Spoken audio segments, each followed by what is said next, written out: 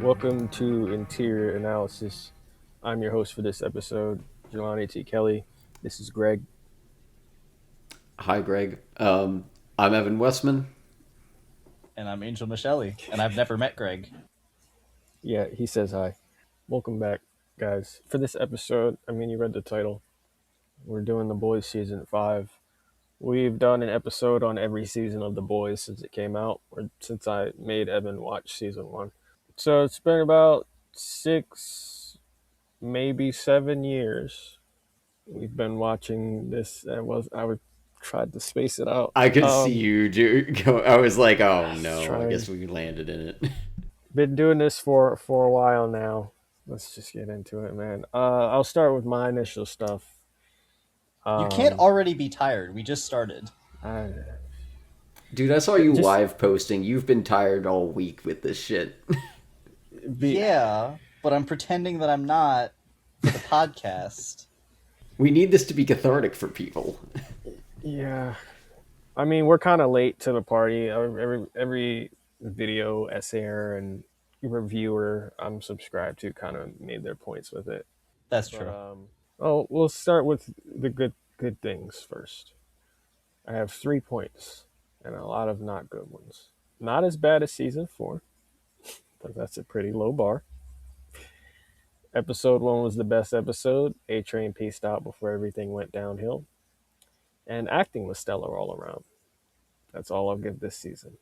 That's all I have for my initials because Like Evan said before, I was very tired this week. I loved the show when it first came out. I was really into it. I liked the idea of the comic when I heard about it, and I've only read a little bit of it now, but from what I've heard, the show is better than where the comics go, and from what I know about it, I don't totally disagree. They definitely dial back some stuff that they should have and explore some more stuff than the comics do, at least as far as like the characters go. The comics a little too edgy sometimes. sometimes. The show balances it a lot better, at least in like the first 2 or 3 seasons. But yeah, I don't know what happened the last couple of seasons. I gotta be honest, I barely remember season 4. I remember almost nothing from it at this point, and I really should have rewatched before I did this season because I forgot the entire setup for season 5. I started watching and I'm like, wait, there's a virus? I don't know what this thing is. And then I kind of remembered. I'm like, oh, okay. I forgot that Soldier Boy was gone for a whole season. I forgot all this shit, which shows you how bad season 4 was. The virus was from Gen V season 2 or But season. Well, wasn't both both there? both of Gen V, both seasons. But wasn't it also part of season 4 of The Boys? I don't think so. Oh, I don't okay. remember either. I I didn't don't. I don't rewatch. remember. Okay, so I'm super glad that I watched Gen V season 2 before this because I stopped watching this to watch Gen V season 2 and like finish it because I'm like, okay, I'm definitely missing shit that I need to know about. And clearly I did because the virus is like the main thing for about 6 episodes, and it's crazy. I went into this hoping that it would be fun and cathartic, but it's all the same jokes over and over again. It's a lot of sex jokes, a lot of weird, gross powers. They're just trying to grow as gross as possible. I found so many of the couples kind of insufferable. Like I was saying to our friend, I think our friend Cal, that Huey and Annie feel like a couple that should have broken up in high school. Oh yeah, I could not have cared less about. Like, I'd been kind of done with them for at least season 4, maybe even 3, and this season I was just like, sure, they're here, It was whatever. already Like, such a I'm just weird numb setup to at the it. beginning. Like he got over his dead girlfriend so quickly. And I've said that from the beginning. Like he got over her in like I think it was like a couple of episodes. There was no build up. And it's like whatever. They're in a high stakes situation, fine. It's a TV show. I don't really care. But then like they're kind of trying to make them the heart of the show. I mean, the show literally ends with them together and, pregnant in the final scene. Naming his baby after his dead girlfriend. Yeah, I had a conversation about whether that was weird or not. It's Um, weird. it's a little odd.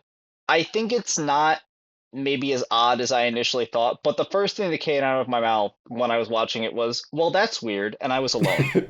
I was saying it to nobody. Um, I Yeah, was there's low-key just just like lol Dark Knight Rises vibes. That's what I thought. It was like Huey should start using his real name, Hubert Clark Kent Campbell. yeah. Get It's it? just Because he voices Superman. And oh yeah, he does. And it ends in a way that I feel like didn't feel like a final season. Like this felt like it was building up to what the final season should have been, which was the scorched earth stuff that we were promised, which we're going to get into at some point. But it just felt so small the entire time. It felt like a regular season of The Boys, but like a middle season. Like this felt almost like a season like 3 of 5, if that makes sense. Like they're just kind of going through the same motions. Nothing's ramping up. There's nothing really that unexpected. Everything's kind of the same. It feels like the safest possible way they could have gone about this. well, this is what Like, Clara would have wanted. I guess I if we don't know care. if I agree on safe, because who is happy with this? It's the least controversial way to end a controversial show. Does that make sense? Yeah, it's a Disney ass ending. Yeah. I Corporate. kind of see where you're coming from, but yeah, okay. It's safe in some sense, but also like In a conventional TV sense, I mean. So like in the sense that everyone who deserves to die dies, and then everyone else kind Not of gets a sort of Sage. happy ending. Not Sage, but I don't Frenchie know. I don't feel like deserves to die. Well, no, so Frenchie is the only exception, but that's because it's the necessary hero death because they That need to yeah. have at least one of them die. And then he comes back as a Force ghost. Yes, so he gets to be a Force Ghost. That's his power.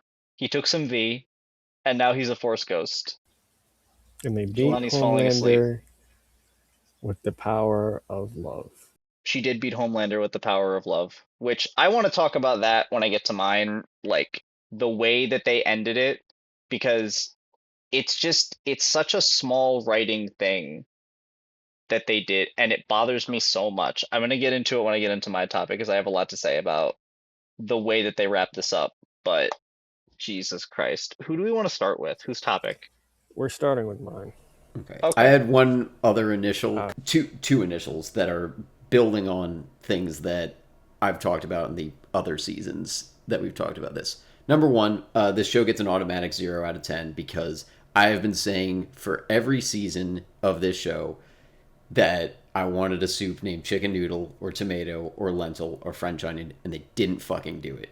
0 out of 10. Cream Oh, of if they gave corn. Frenchie superpowers, Yeah, French it's onion. They could have done it. I think we've mentioned that in some season. I But wasn't here. also, Frenchie was finally good this season. I was like the first couple episodes I was like, "Wait, we had 3 Frenchie scenes that all felt pretty good." Did you not Like like Frenchie? no, I've never had a I problem haven't with been him as on a this show for character. this.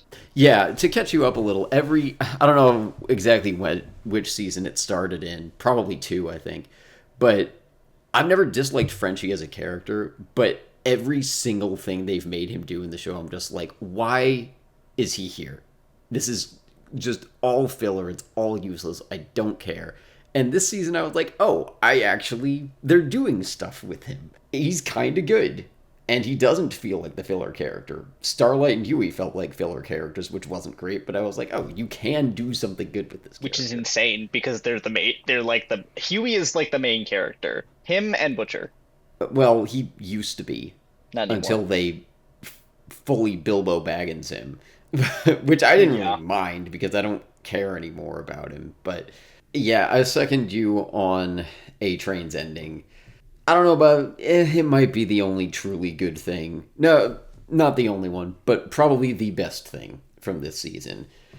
At first I was like, they killed him off early, which I didn't want. But then I was like, well, at least whatever else happens in this season, like they can't make that worse now. Like the story's done and it's good. Oh, his arc. Yeah, like I wasn't glad that he died, but I was like, I'm glad that at least they did that good. And like we can just have that as like cool, that's safe now. Yeah, let's go into topics now though. We're gonna start with my topic. Promise of Scorch Earth. Anything I don't address under my topic, I address under Angels because ours kind of coincide. And that's nobody's fault there because there's not much to talk about other than everything this season failed at. First off, 3 posters of false advertising. Homelander watching a bomb go off from space, the White House shot from the comics, and Butcher in front of a collapsed vault tower. Not only that, but several seasons of Homelander being teased to snap. This specific point, as Evan knows, as you may know, I have mentioned in other episodes covering the seasons, probably all of them. It was my favorite thing to bring up because part of the allure of the show for me was the potential of Homelander snapping. So imagine my fucking disappointment. 7 goddamn years, and his legendary crash out is him killing an objectively evil billionaire off screen. And Frenchie. And we don't even see him do that. A-Train's death set up a precedent that no one is safe for the rest of the season. I was like, oh, we're starting here? Oh, okay. We killed off everybody after season 4, A-Train's Redemption. A-Train's Redemption and that Homelander Horror Lab episode were the only 2 good parts of season 4. So setting that up for the rest of the season. Oh, nobody's safe? The only other main character that gets clapped by Homelander is Frenchie. Homelander, in that chase scene alone, is a menace because he's keeping up with somebody who you have seen has a slowed perception of time. He's keeping up with that. And that's without V1. So what's it going to look like when he gets V1, guys? He just does an anime yell, and then it's like, well, I guess he's just No, he shoots still him. laser beams at the sky. Yes. Also, Yeah, that's what he means. yeah, and I actually have a question about that because I was thinking about this on the way back home. Right, in my head, I thought the V1 was supposed to make him stronger. Is And it immortal. possible? Yeah, I know it makes him immortal. It makes him immune to the virus. It makes him heal faster, whatever. But is it actually supposed to make whoever takes it stronger than they already were? Because I feel like maybe they didn't set that up, and we just kind of assumed that. So it's possible that maybe that's not what it is. But the way they present it the whole season is he'll be unstoppable once he gets this thing, and then he's exactly the same as he was before. They just can't use the MacGuffin that they had before. That they set up for 7 episodes. Yeah, that. Yeah. I'd assume everybody assumed it would make him stronger. I mean, if it's going to make you immortal, and we saw what it did to him once he took it, he was just laser visioning into the sky for whatever reason. Well, and Yeah. Stormfront got it. I was rewatching just a couple of clips from like previous seasons yesterday, and I watched one that like when she like comes out as a Nazi in that one episode, she also confirms that she is like she doesn't age. She's immortal. And I think she is she patient 0 for V1? She's at least one of the early ones, right? She's So one I of the like think early so. ones. I but think she is she's like still the first one. killable because Yeah. we see her die in season 2. So, you know, maybe he's not getting the exact same one. I agree they weren't clear about it, but it seemed to be like, yes, this is even more like he kind of got the perfected regular V because he's pretty much stronger than like every other soup except maybe Soldier Boy and probably even stronger than him. So, Yeah, honestly, the only thing that makes Soldier Boy stronger is that laser thing that takes away your powers. It like burns the V out of your system, but that's pretty much it. And honestly, I forgot about the how that works too, because I think in my head, because I forgot how Kamiko got her powers back. I think in my head I thought that it was temporary. So like when that would when they did it, they'd have a limited window to kill him before his powers came back. Which to me, that would have been cool because that would have added to the stakes. Instead, he just doesn't have powers anymore unless he gets more V, which I only realized after the fact. So that definitely took away the stakes for me more. By the way, mentioning Soldier Boy. Remember that whole plot about Soldier Boy essentially killing his grandfather and dad because they were so gung ho about coming after him? Remember that? no. No. That's fine. I do. So in season 3, there was that supposed to be that whole showdown. Finally meets up with Soldier Boy face to face, throws I think it's a halothane grenade at him. Soldier Boy sucks up the air from it, and is like, "That's it." Yeah, that was supposed to be a thing. I don't think they interacted this season, guys. I feel like there was like one moment like gives some kind of look that kind of reminds you like, oh yeah, that's there, or maybe he has a line. I feel like there Yeah. was one time I remembered, but it was like, who cares? Clearly, they don't care in the writers' room at this point. That's not something we're gonna get paid off. I never thought we would. Honestly, everyone seems too cool with like just kind of doing the job this season. Like none of the old storylines really matter. Nothing ever lasts. They're like the season's gonna end, guys. We just gotta kill Homelander. That's all that matters. Homelander with V1 being stopped by three Stoops after being built up as a worldwide threat. Remember the Herogasm fight? This is V1-less Homelander, where it took a temp V Butcher, Huey, and Soldier Boy to hold them down. But in the Oval Office fight, it takes a tween, Butcher, and Kimiko. So now also as well, his lasers push people instead of cutting them in half. When before they've been shown to, was it earlier in this season, or it might have been season 4? Homelander cuts Kimiko in half with his lasers. I think it So was earlier this season, right? I Because think so. Yeah, they have to like regrow her back. I Yeah. think. yeah, because I think that's when Frenchie first sees her talk. So there's that. Force Ghost Frenchie. To quote Honest Trailers, because I watched that, I watched pretty much everybody I'm subscribed to their videos on this by now. Force Ghost Frenchie is the type of shit they used to make fun of. You know what it reminded me of? The end of the bad Suicide Squad. I think they have like that same moment with whatever Will Harley Smith's character, Quinn. his daughter. Oh, He's like gonna shoot someone, and she's like, "But don't." And he's like, "I'm gonna do it anyway, I guess." But why is that? Like, it meant nothing in that movie, and it meant nothing here. So much, so much meant nothing because things happened too fast too. The main thing is like them giving Kamiko the powers. I want to get more into this with but like them giving Kamiko the powers, I think is the worst part because they literally say it's not gonna work.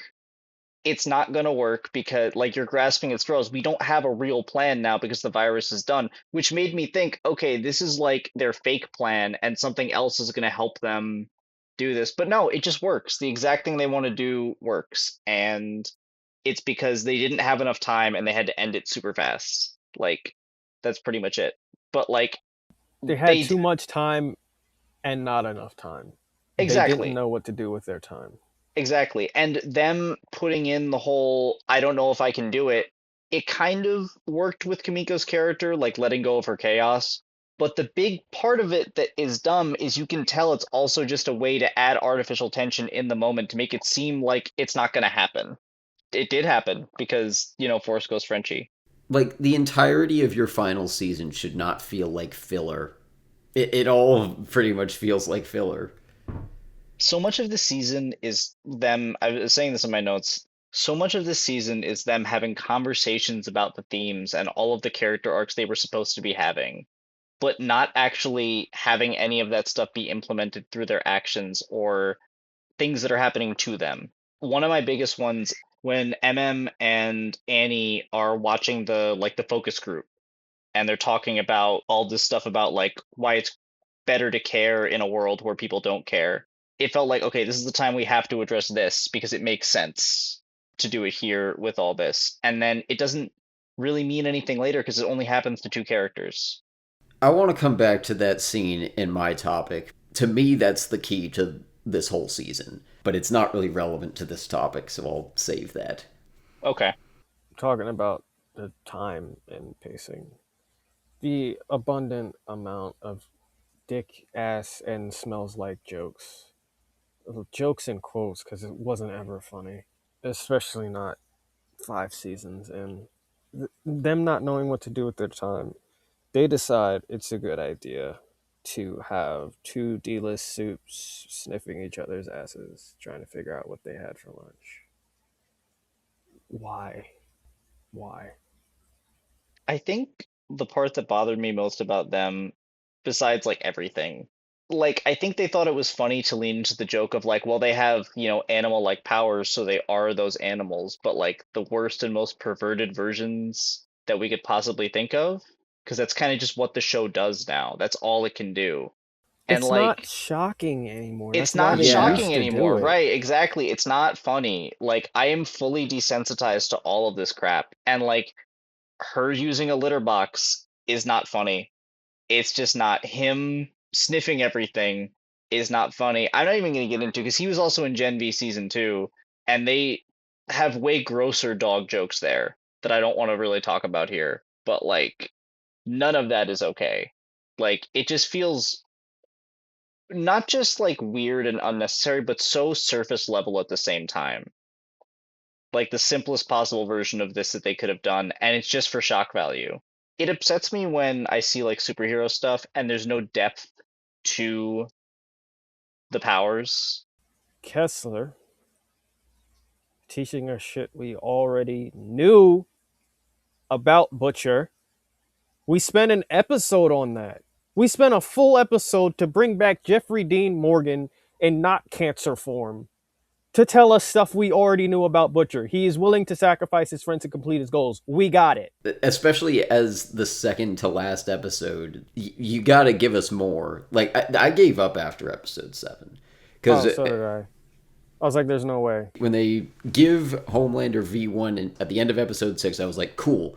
Now we're gonna get to like, sure, some of the rest of this wasn't great, but like now we're gonna get to what the show wants to do, what it's been building up to, and then episode 7 does very little, and I was like, okay.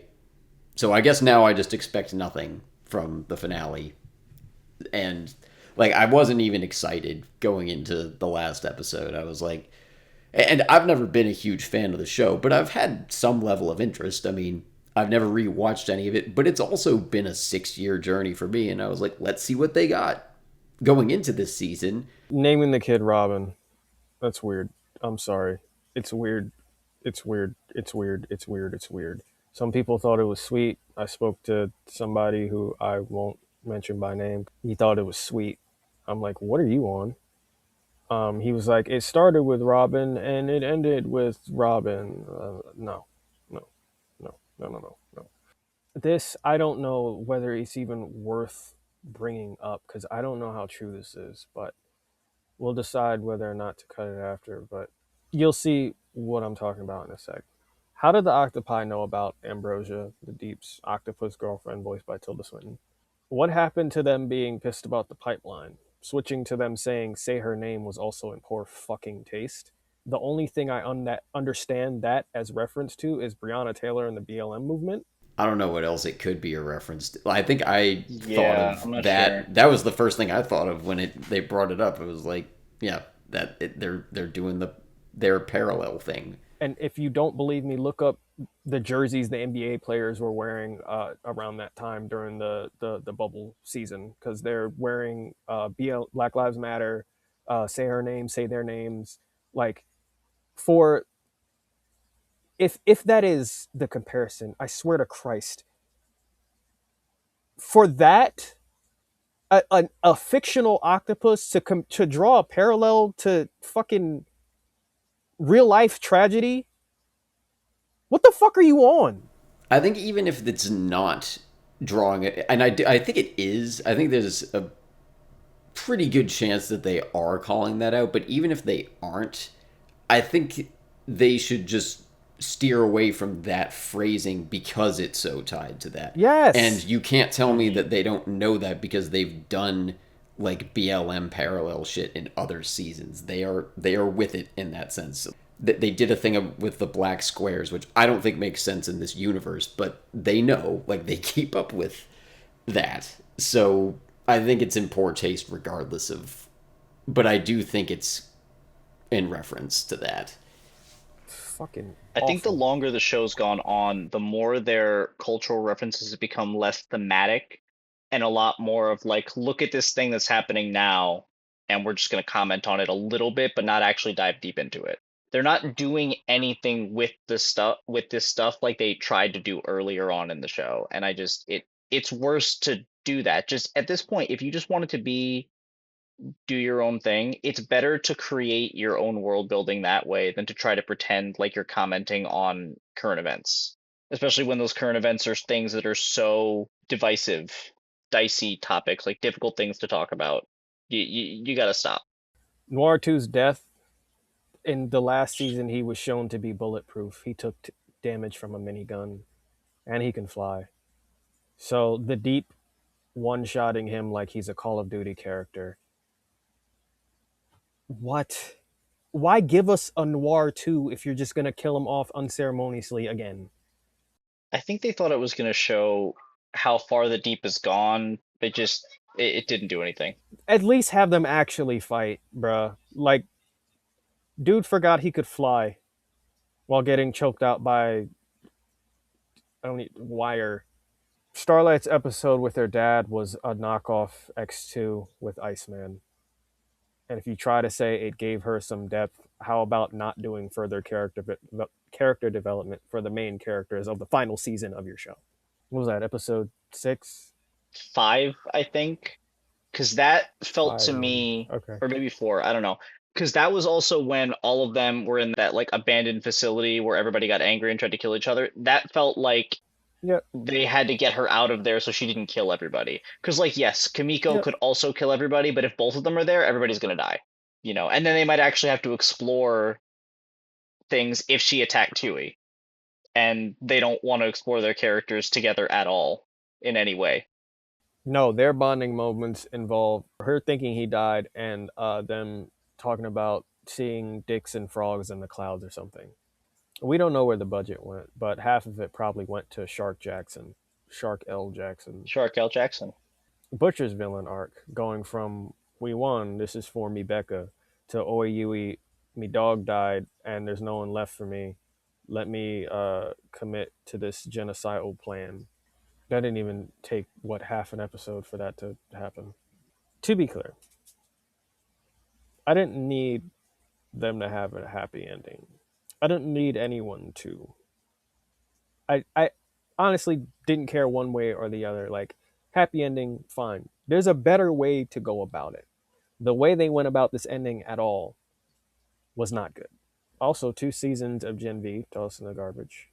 And I just want to point this out. I'm at the end of my notes now. With this topic. But the main characters fought a total of 3 characters to get into the White House. The White House. Yes. No Secret Service. Nothing. No army, military, anything. Nothing. I mean, we just saw what happened with New York yesterday. As of recording this, it's the day after Game 3 with the Knicks and Spurs.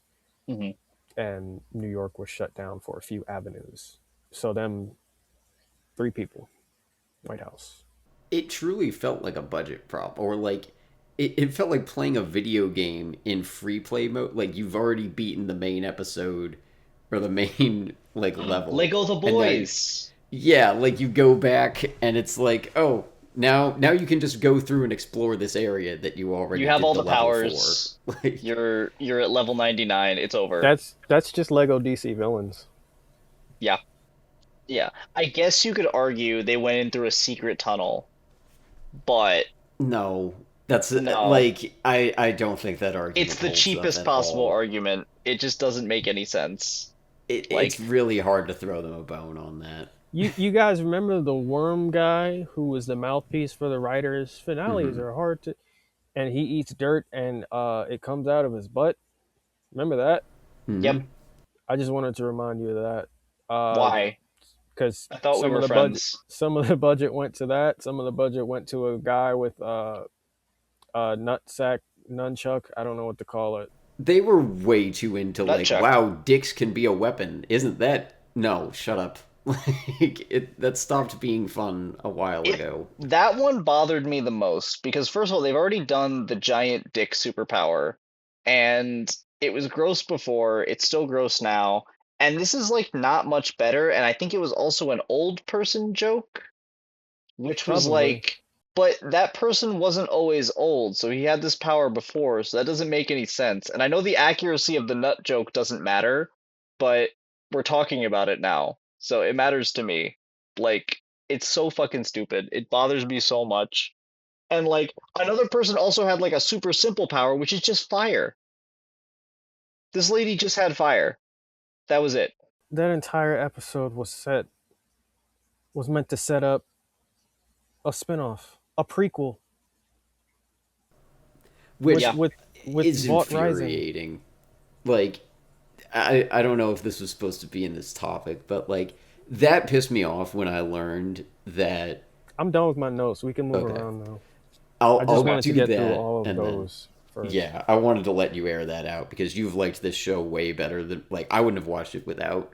And I'm more disappointed. Like I'm not that personally disappointed, but I'm disappointed on your behalf because I know how much you've loved this show or used to anyway. When I found out that they were setting up spin-off shit, I was like, that is such a lame reason for this season to be bad. For one thing, like you spent so much time critiquing like the state of the entertainment industry, corporate greed, and superhero tropes, and you fell for like the biggest one. Like you just set up a spin-off. There's Like a joke in season 2 or 3 where they're talking about all of their like timeline, like the Marvel presentations do. Like this one has 15 minutes of black screen, unedited, and talking about all of their movie spin-offs, and this one's gonna have a sequel, this one's a pre, and it's all connected. It's gonna lead up to the. You're doing the same thing. Like, Yeah. well, oh my and it's god. bad too. Like it's making the show actively worse, and Yes. they're not doing an homage thing or they're not doing a parody thing, and it's such a fucking cop out. Like, granted, I don't know if I want to throw the writers under the bus for that. That might be a like Amazon making them do that. And at that point, like, even this show, as much as it critiques things, is not immune to the system that it exists in. So I'll throw them a little bit of a bone there. But it's still like even Game of Thrones, as disappointed as people are with that ending, they at least weren't doing like nothing that happened there was to set up other stuff, and they at least finished the main show first. Like Yeah. there's so many other problems with that, but that is one that they at least avoid. To to kind of give my thoughts on this topic as a whole. Yesterday I was thinking about this time that my family went to this cafe together, and my brother took about 15 minutes to decide what he was going to order. Not because we had to be in line for 15 minutes. He just took that long, and he ordered a black coffee after all that time. And I was like, you are not allowed to, like, if you are going to take that long, you get, like, at least be between, like, two things where you're, like, expanding your horizons or something. And that's kind of how this season feels. Maybe Like, he's only you had did, white coffee, Evan. I don't think We he's can that get that. adventurous, but I was like, I don't know enough about coffee, but sure, good pun.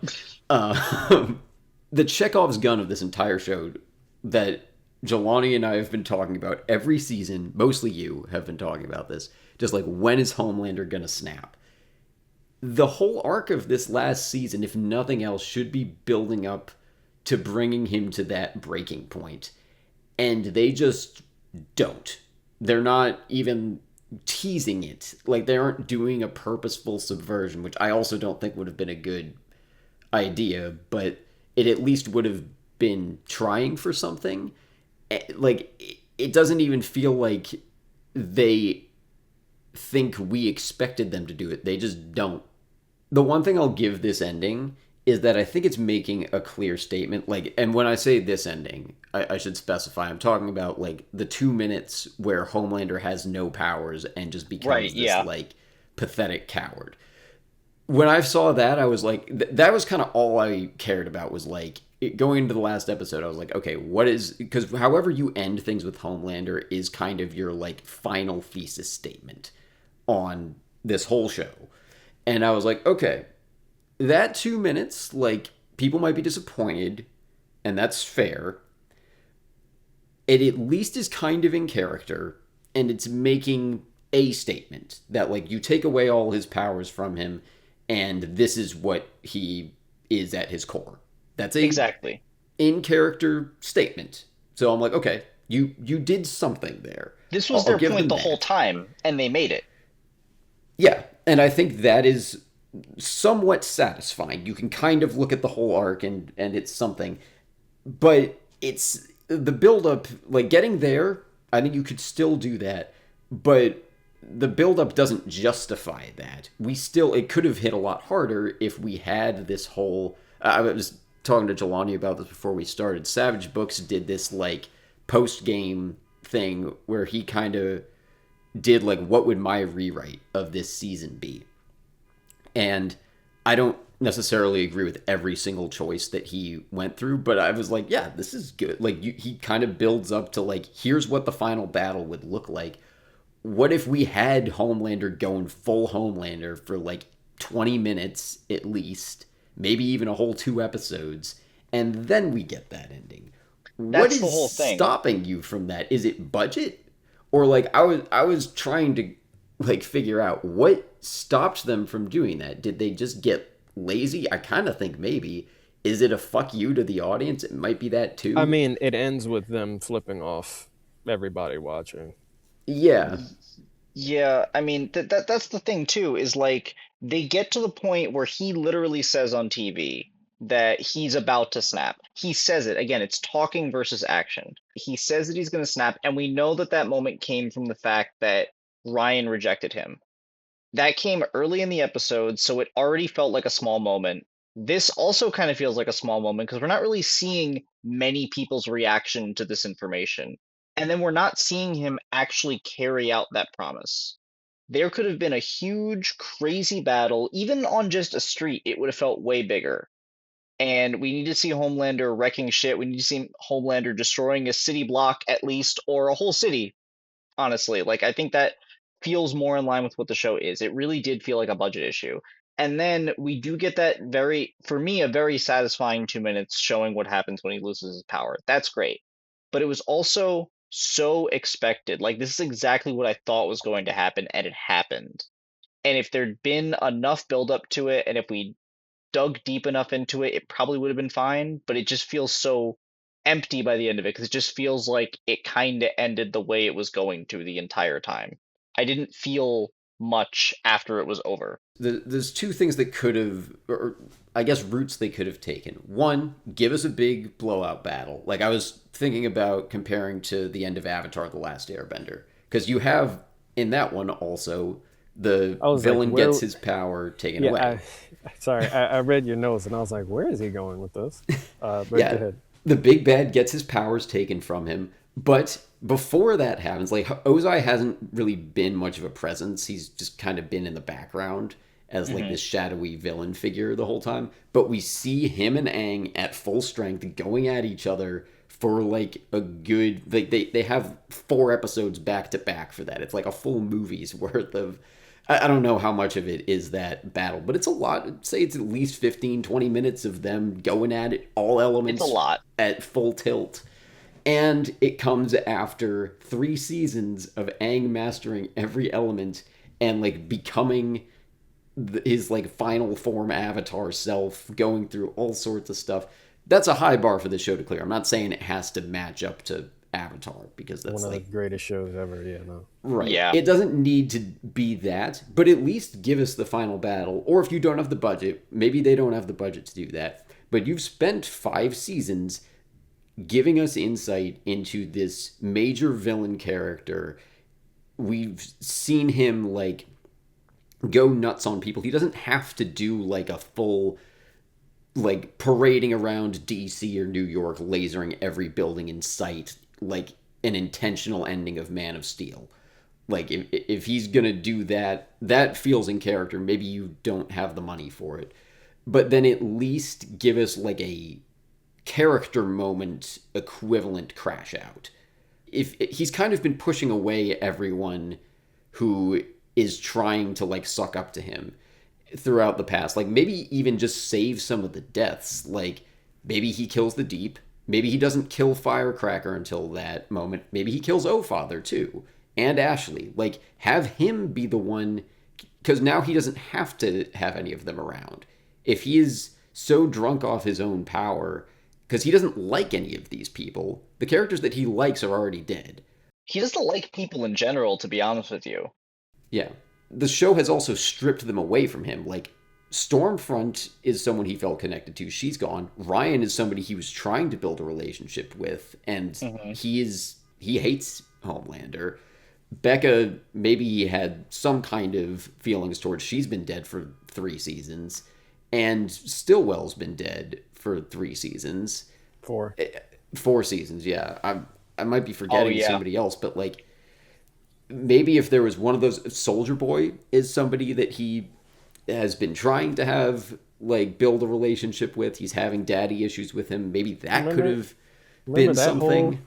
that whole arc ended with Homelander choking him out like it was the UFC. Yeah, yeah. And what was kind of weird about that too is like I kind of like that they make Soldier Boy like this old dad that doesn't know how to express any kind of affection. And that's kind of what that last moment is, where he's like, it's not you, it's me. Like he is under the feeling that like he's not necessarily angry with this guy. He's just like, I don't know how to do this, and I don't really want to. And like it's hard because like I think part of him feels like he should. Maybe it's because he loved Clara or whatever, who I don't want to get too far into that because that Maybe, to me that's fucking insane. maybe it's what Clara would have wanted. Was the whole reason he kept flip flopping the whole damn season. But it doesn't feel like a real reason. It feels like a No, kind of a no, no.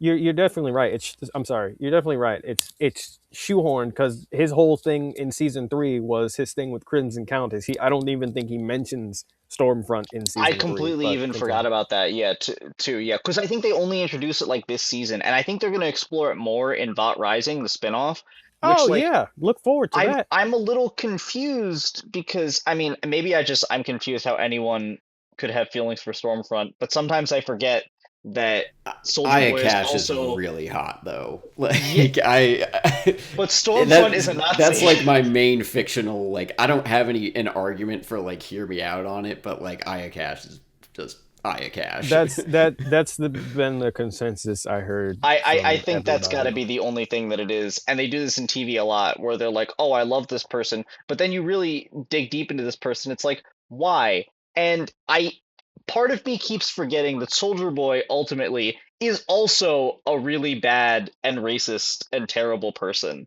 Like he's just awful. Like I forget it all the time because he's played by Jensen Ackles, but Yeah, like and they do give him a small amount of vulnerability this season. But like he's also a bad person. So I guess I could kind of see it. I guess I could kind of see if I look at it through his terrible mental state, but also at the same time like I can't separate the fact that, he's in love with a Nazi. I can't do it. I always need to remind the fact that to people whenever they bring up liking Soldier Boy that he used to hold the hoses during the civil rights movements. Yeah, he's a bad guy. Like, he's irredeemable at this point. They're trying to make us understand him, but he really is just a bad person. A lot of these people are. Like, the Deep is, and the Deep gets a deserving ending as a result of that. He might be, like, pathetic and like, squirmy and stuff, but, like, he's also a bad person. Like, irredeemably bad. Remember the episode, the Supernatural reunion? Yes, I do. That felt, I love Supernatural, so that felt emptier than I think I wanted it to, because they don't really have a lot of scenes together, I feel like. Mr. Marathon. The connection to baby oil with he had a whole room full of baby oil. Get it, guys? Because Diddy. Yep. Yeah, Hey, Leo pointing meme. They're still doing it. several actors playing themselves too. Hmm. Yep, and they all get the They only all get they all get exploded. the only thing that was funny about that was Craig Robinson coming out the bathroom and saying "Soldier Boy" and then immediately dying. That was funny. That was funny. I was glad that they brought in Craig Robinson. I love him so much. That's a testament to Craig Robinson, though, not the He's writing. so yeah, he's so funny. I love him. What was the point we were making? Disappointment, I think. Disappointment. Yeah, Well, I okay, I just wanted to bounce off one thing that you guys were saying with like our main characters as like bad people that we can understand like having dissatisfying endings, I guess, just in general. We do have two, I think, better endings this season. Like the one character that I feel like they actually did a pretty good job with this season was Firecracker. I actually thought they gave Mhm. her a decent arc. They cared about her psychology. Like that episode, the one where she dies, where they have like a little That was 10, carried 15 by minutes. Don't remind me. I got it. Are you trying to remember the actress's name? Yes, don't tell me because I I thought know it. I know who I Valerie. Yep, you're close. Is it You're getting it. Valerie Curry. Curry? Sorry. Curry. It is Curry. Okay. Sorry, Valerie if we Curry. weren't tight on time, I would have let you. But yeah, her acting phenomenal. I thought that Carry her that standout episode carried moment, it. yeah, her Oh yeah, her no, Very she standout was. good. moment for me was when Homelander was like, "I am God," and she's like, Hmm. "Oh!" Like the amount Yeah. of like Yeah. processing on So her face is some fantastic. somebody, because obviously I was doom scrolling Reddit once it ended. Somebody said, took a screenshot of it and was like, "I'm surprised this meme isn't like this isn't like a meme more because it looks like she's making two different faces here. I don't even know how you could Huh. do that." I'm sure somebody will. We should do it. One of us should do it. Yeah, and I think like one just standout performance there. Also, they seem to actually care about her and the Deep. I think are two characters that they actually like think about their psychology this season and where they end up. Yes, they do. Again, both bad people that do not get redeemed, but I like that like it does say something that Firecracker spends that episode and presumably more of the season kind of being like, "Ooh, am I in on this? Like maybe I shouldn't have signed up for this." And then she commits. She Like that's doubles down, still and Yeah, yeah, no, she doubles down. And that's the whole thing. The people that die are the people that double down on the terrible things that they're doing. Like I think her biggest moment for me was the moment when they told her to flip on the pastor hmm who mhm. clearly took care of her entire life. Like up until, she got the whole superhero gig and everything. Like seeing her face and that sort of like almost Pearl-esque smile where she's like forcing herself to say the words and then she lets out that one tear, like that to me was like superb acting. That was insane. And I really felt for her in that moment. But like at that point, you've now committed to it. You're too far gone. There's nothing that we can do for you. Like, Yeah. and the Deep has had like similar moments. I think his was a little more repetitive this season than it has been, but they've also spent 5 seasons building all of this up. That he's just kind of a pathetic leech that kind of grasps onto other more successful people for his own gratification and his own fame because he doesn't have faith that he has any depth to himself at all. I think the funniest part about the Deep for me is that I think we've only really seen him use his powers a couple of times. Like I think he has one big fight, and I remember it because it was the first time I saw him actually use his powers for anything. And then I think we saw his gills once. That's pretty much it. It's like he doesn't have powers. He's walking around in a costume just pretending the entire time. And it says so much about his character that we just don't see him ever use them at all. I saw something that said, "I like that the Deep has the most complex and interesting power set, but he's too dumb to know how to use them." Yeah. I mean, when he tried to swim away from the octopus, shout out to Bass Talks. Dude said he could swim faster than him. He Like absolutely could. Why was he he's swimming at regular, actually very slow speed? even I don't even know how to swim very well, but I could like swim I could faster I than he could was swim swimming. faster than that, man. Like That that. was crazy to me. And I Like, thought he was at least gonna be ripped apart. That would have been cool to see, but nope, just a tentacle through the mouth, and that's it. Like you I thought that couldn't. was fine. No, I don't you need could I don't have. need more gore. This show has so much gore. I'm okay. Yeah, but for a POS character we've been following since season one, that's I'm not gonna say come in Homelander's ranks. Like he could have gotten a better death than that. Like a tentacle through the mouth. That was just like I've seen worse deaths in Mortal Kombat. They were tight on time, I feel like. Ugh, And or something. honestly, like I think the death itself was poetic enough that I didn't need to see him get like ripped apart personally. That's just me. I needed it. I That's think fair. we could have done with that. The thing I like about him as a character is that I've met so many people that I feel like exhibit his same qualities. Like he reminds me of every dude I played baseball with who would strike out at bat and then come back in the dugout and go, "That guy sucks," as in the pitcher. It's a type of dude. Yeah. And I don't think they are like all bad across the board. Like they're often just like kind of dumb bros that like there is a healthy version of that type of person, but the deep is not that. The deep is that guy who is like just so deeply, pun intended, insecure and another pun, shallow. He's a very shallow person. And he's just latching on to the person he sees as in command and trying to just ride their coattails. And I think there is something kind of powerful in showing a character doing that for so long and then having Homelander just say, like, you are pathetic. I kind of wish Homelander had killed him himself. I think that almost would have been stronger.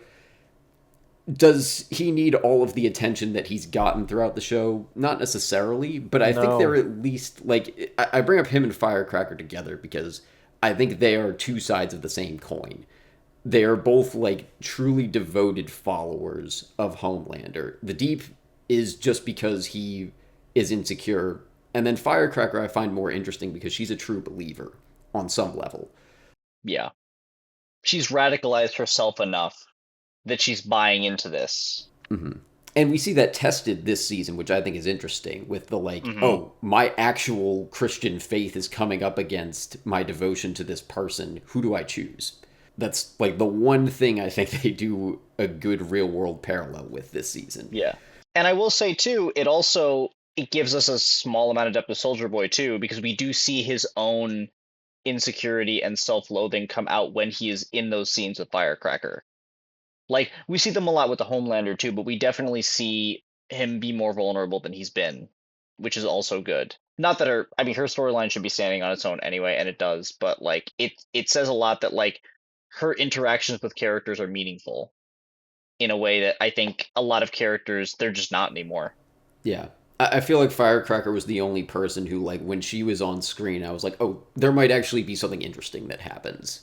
Exactly. Yeah. Like the new Black Noir, I liked his like the comedic elements of some of his stuff, but I was actually kind of disappointed in that they didn't really explore him too much. I really think the only thing we really learn about him is this episode is the episode where the director guy that he's working with dies. Like we get a little more sense of who he is as a person and why he's doing all this, but then he just kind of turns into everybody else when he kills all the fish because he's now gone through a tragedy also and he just kind of becomes as vindictive and terrible as everybody else. And I kind of wish I get into this in my notes a little bit, but I was actually really disappointed that they killed A Train so fast as the season went on. He was one of those characters that they built up to be a really good, I think, foil for the Deep and like other characters like that because one, they have history, so they would have interacted together very well. You see that in the first episode, just how much they have together. A Train was also kind of in that same boat where he was searching for validation, where everything was about maintaining his status. And then as time went on, he realized how wrong that was, how terrible he'd been to other people, how his decisions had affected his family and innocent people like Robin, who he killed because of it was an accident, but still, like it was because of his carelessness and irresponsibility and the fact that there's no accountability. Like they built that up so well. That would have been so much more interesting to explore this season as the Deep was like chasing him and his family. And like we could have seen it build up to him needing to take more action to protect them and work with the boys, and that would have been cool. But instead we kind of got the Deep doing what the Deep always does to a character that we don't really know that well. The one thing I'll push back on is I think you might have been cut out when I was saying this before. But I do kind of wish A Train had stuck around, but given how bad the rest of the season was, I'm glad that he wasn't He dragged got into out of that. there in time. It's fine. Yeah. Because I also, at the end of last season, I was like, I hope they can end his redemption arc without killing him. And when they first kill him, I was like, well, I guess they didn't do that. But at least they gave him a really good death, They Full which is a did. circle. better ending than anybody else got. No, for sure. They don't do enough with the characters and the character relationships this season until like parts of the end. Like I think they do an okay job near in the last few episodes with like Huey and Butcher because they get a lot more moments alone together. They've obviously had some tension, but like they clearly care about each other. I don't. I kind of don't agree with that either. I could have done without those. I don't Really. care. I just don't care. Should scenes be there? Sure. Not those ones. Those scenes Maybe did not those nothing. specific ones, but I think that they tried at least. In a I way that don't they didn't with know. the other boys' characters. It was so rushed by that point. It didn't. I felt nothing. The only times, other than disdain, that I felt anything this season was A Train's death in episode one. Because I text somebody. I was like, no, not A Train or whoever. It might have been I think it might have been us. I you, think, yeah. you, Evan, because Angel hadn't Oh, watched it yeah, yet. because Angel had, yeah. I was like, no, not my boy A Train. No, like this early in the season, I thought he'd stick around longer. And the only other time I felt anything was the dog dying. And I was like, damn, that was my only thought. Yeah, that was pretty sad. Yeah. I want to raise a question here because this is one of my big questions for this ending. Did they give up?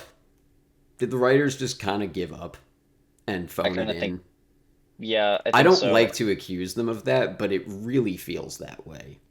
Like I said, everything was kind of the most expected ending. Anyone that was alive got a happy ending, and they did that thing that they always do, where for whatever reason, the characters all have peace, but they have to be separated from each other. Like everybody goes their separate ways, and that doesn't make any sense. Like Kimiko doesn't know anybody else. Obviously, her going to France makes sense, but like Kimiko doesn't have any other friends, Where so did she's she just get gonna the be money to alone. do that? I think she just went. Can she fly? I don't think she can fly. I think she just No. jumps. So she But jumped like, across the ocean? I guess so. I don't know. Maybe she snuck onto a, she said she tried to sneak onto a plane in episode one, but that didn't work. So I don't know. Remember when we used to see Homelander flying instead of just taking off and landing? Remember that? Remember in episode one of season one where we saw him take out an entire plane with his laser vision? Remember Great that? scene. Remember Yeah, that? Remember when we saw him holding Maeve as the plane went down in I think it was episode four? Remember that? I rewatched that's both when those he scenes yesterday just to be like, oh yeah, this show used to like be okay. that's Like, when he did things. Like, and now he just has a lot of like the same scenes. You know what actually got me? I noticed this with A Train. So A Train started this trend this season of that kind of scene where it's like they're about to die, so they're very honest with Homelander. And they're like, "Look at you, you're so pathetic and weak." And that happens like I feel Four like times. four times or something with Legend did different it. characters. Like Frenchie did it. Legend did it. But no, well, so And okay, Butcher did it. the only one that was different was Legend, and I want to talk about that a little bit because Legend, at the very least, he resigned himself to being dead, and the only reason that Homelander spared him was he was the only one that showed Homelander any sympathy at all, or any kind of empathy, I should say, like understanding of like, but was also honest with him. He wasn't like telling him what he wanted to hear. He wasn't like, well, like there was no way you weren't going to get to this point. So he's like, no, listen, you're going to be disappointed in your life forever, like everybody else is, basically. But the harder you push back against it, the worse it's going to be. And then that meant nothing, not because Homelander needed to take that to heart or do anything, but because if they're going to set that up, he then needs to have a moment where he explicitly rejects that, and that never happened. Like, it was only interesting because that was the only time, and I think it made sense for him psychologically because he was ultimately looking for that kind of empathy and understanding. It makes sense that he would spare him, but that moment is never followed up on. It's set up without any payoff at all, and they keep Just like doing a that with lot of this Homelander, show. and I just don't understand it. Remember Noir 2 used to have narcolepsy? What happened to that? That was fun. I actually think that's because the actor himself has narcolepsy, Yeah, but and so they added that in. they didn't bring it back this season. I forgot that he had it. Yeah. I really did forget that he had it. But again, they don't really explore him at all anyway. What about Translucent Sun? He got deaded. He got exploded. Yep. Uh There's just so many things that are dropped. My biggest disappointment is like the Gen V setup. I honestly feel like they should have done so much more with that. But like the whole setup thing is my main issue. Is like they act like they set up so much and nothing is truly ever explored or followed up on. Like my thing with the A Train stuff is imagine him having to work with the boys and us actually seeing him have to work alongside Huey. Because I think they kind of ask Huey or someone like, "Oh, is recruiting A Train a good idea?" at some point, and he's like, "Listen, I don't like this, but it kind of is what it is." All that development happened off screen, like where Huey would like forgive him. I want to see them have to interact and have to work together. That would be so much more interesting than everybody being mad at Butcher. Because ultimately, again, they don't do anything with that either because they just all go and complete the mission because they don't really have a choice at this point. They have to kill Homelander or they're all gonna die.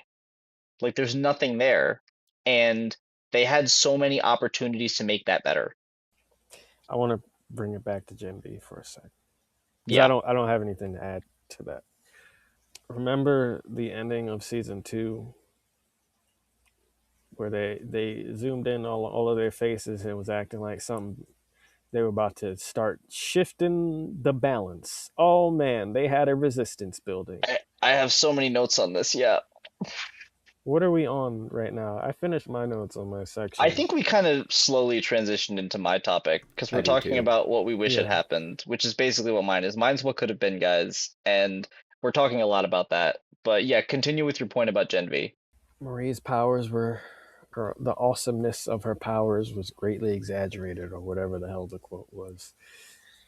A full season, a full 8 episodes of None of them use their powers when they show up this season. None of them. None. I just realized it. Nobody uses their powers at all. Not even as like they a show thing. they subject my favorite character from that show, Emma, to make a dick joke about Homelander because what else? hmm And now she dyed her hair red off screen for some reason. I mean, maybe the actress did that. I don't know, but it felt weird. I'm I guess pretty to show sure she time had didn't. passed. They're on the run. I guess maybe that's why, but it doesn't matter. Nobody else disguised themselves. A full season of Marie learning to control her powers. Being because we're giving you this context, Evan, because you didn't watch Gen Yeah, V, which Yeah. you clearly I didn't need won't. to. It honestly, I like it better than The Boys. I don't know if that's an unpopular opinion or not. I think it's a better show. I don't think that's not that unpopular. The entire point of season 2 of the Gen V was them building Marie to be this Homelander adjacent threat because she had blood powers, blood manipulation powers like Newman, but she was given the V when she was in the embryo stage like Homelander was, so they're supposed to be somewhat on the same level. She can also resurrect people, completely heal people, Yes, I think something about controlling the cells in their body or something. control the blood, and yeah. So spending 8 episodes doing that and to have that backtrack. And we didn't even see everybody from the Gen V cast. We saw Marie, Emma, and Jordan. We didn't see Kate, and we didn't see Sam. Yeah, and we only saw one of the performers that plays Jordan too. Yeah, it wasn't male Jordan either. Yeah, They never use their because Jordan powers. is played by two different actors because they can shift their gender back and forth.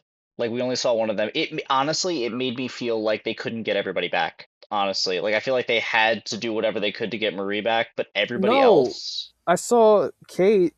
I think her name is Maddie Phillips. She didn't even know she was gonna be in, like, her picture was on the It was just a wall and picture. like yeah, she didn't even know that was going to be there. So I'm not Yeah. even sure they reached out to her.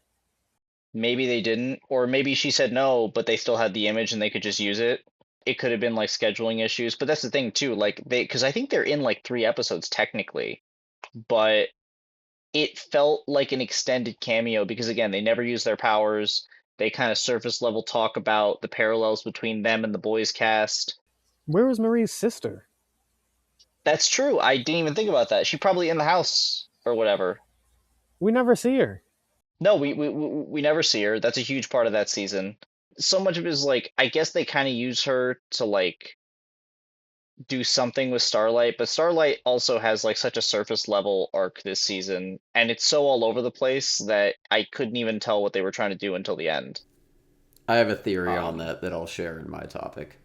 we shouldn't have to do homework to watch this show, but because of the virus thing, we kind of did. We kind of had to know enough of the context of Gen V for this to make any kind of sense. But like the virus was a MacGuffin, so honestly, at the end, it didn't really matter. So I guess it's fine. But like, you're right. They set up these characters, especially Marie, to be important, and they're really interesting, in-depth characters. Like season 2 of Gen V is, I think, my favorite of the boys universe seasons that I've seen. Like, because you have a really great performance from Hamish Linklater as the villain, and like it's one of those shows where even though by the end I saw exactly where they were going plot wise, it was still satisfying because the character stuff is executed so well.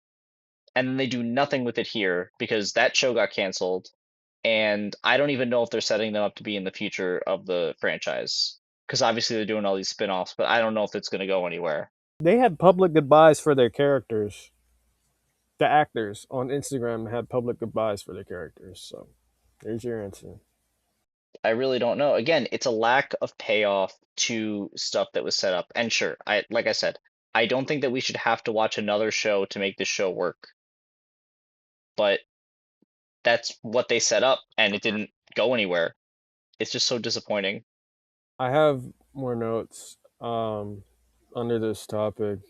I mean, I feel like I addressed most of this topic in mine, so I'm just gonna add some more power scaling inconsistencies.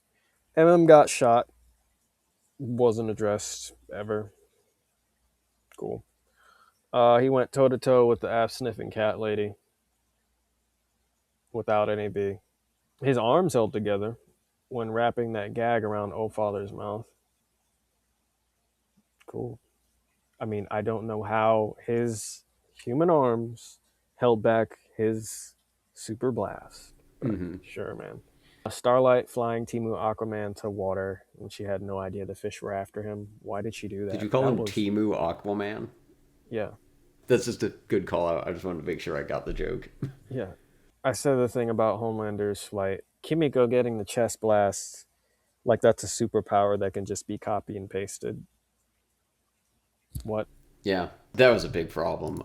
I forget which video that I watched mention it. I think it was one that came out like after episode 7 but before 8, and the person said like they should have thought of this like several episodes ago. I was like, yeah, 2 seasons maybe. He might have said 2 seasons and maybe I just forgot it. Oh, with her power. Yeah. Yeah, to have, and sure, Yeah. like good idea.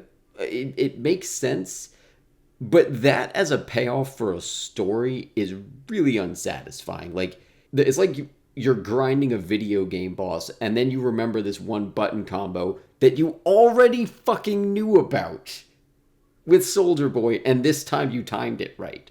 Like this season just kept on being like, all right, this is our plan to kill Homelander. Well, that didn't work last episode, and we have 7 more, so I guess we'll just keep trying. And this time, we like it should mean something.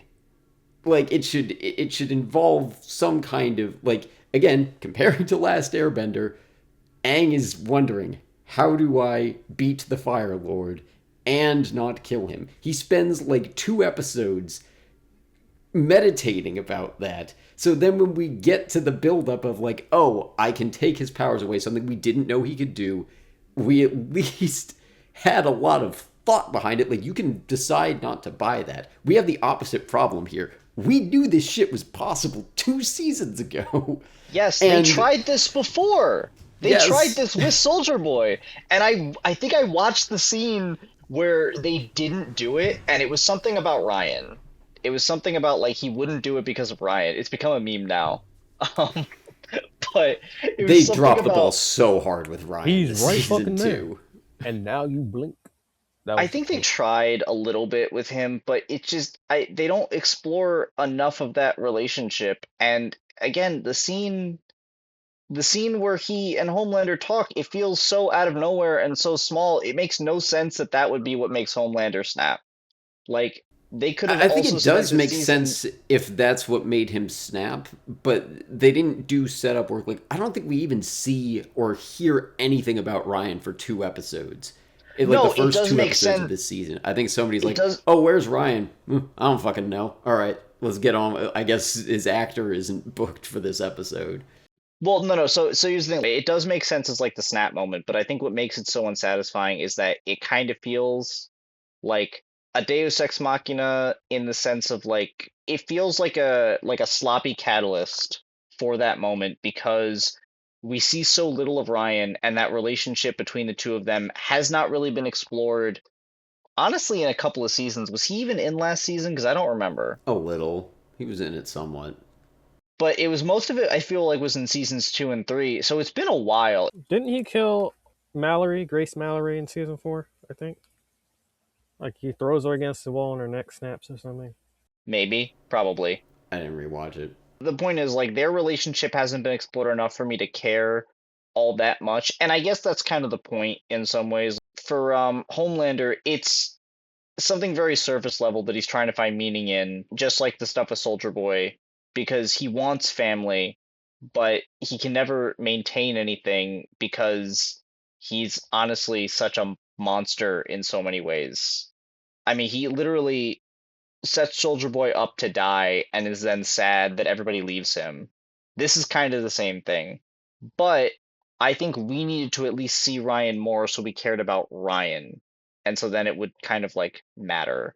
And the way they're doing Ryan confused me anyway.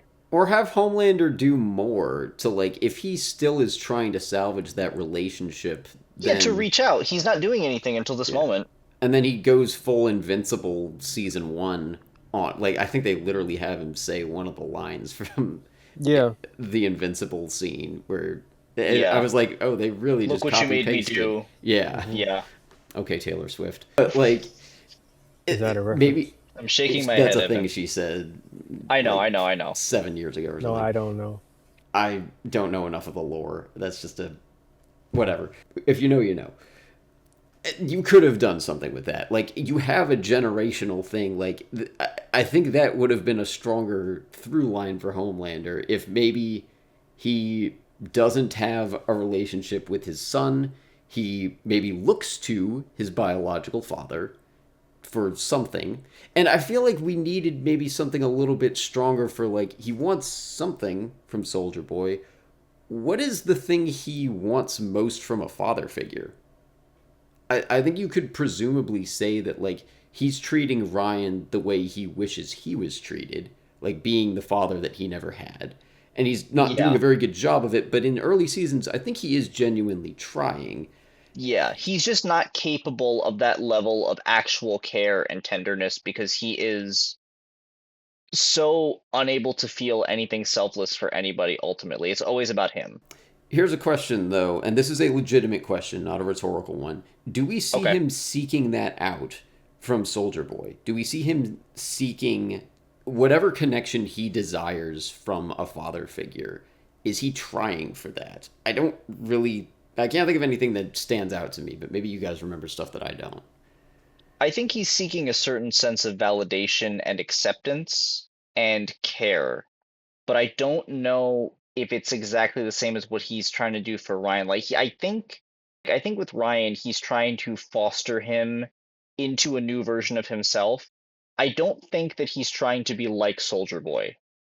Is what I'm saying making sense? Like I don't think that Yeah, he's looking, I think that he's legitimately just looking for approval and validation in the most simplistic possible sense. Like now that his dad is around, that's the closest he has to family. So he just wants him to be there and be around, which is kind of the point of their last scene where he's not having him around because he loves him or he cares about him or he thinks that Soldier Boy cares about him at all. He wants the figure of a father to sit there and feel like he's cared for. That's what I got from it. Hmm. I think that's a pretty good theory. I kind of wish it didn't have to be as much of a hypothetical. I feel like they maybe should have signaled that to us a little bit stronger in some way. Yeah. I think what would have helped is honestly if we had explored a little more of Soldier Boy, which I guess they're banking on that Maybe. happening in the spinoff, because we get a hint at the fact that like I don't think that he has any real hatred for Homelander.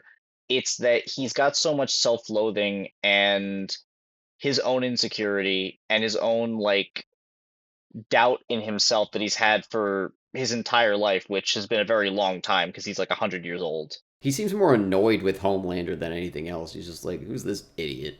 Yeah, like you can kind of see him trying not to be as much of an aggressive asshole toward the end as he has been, because, and whether it's because it's what Clara would have wanted, or because it's that he actually has started to grow a certain softness and tenderness for Homelander in his own way. There's not enough depth put in there for us to really know.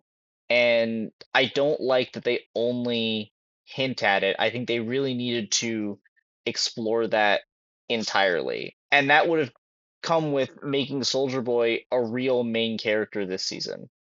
And they don't really do.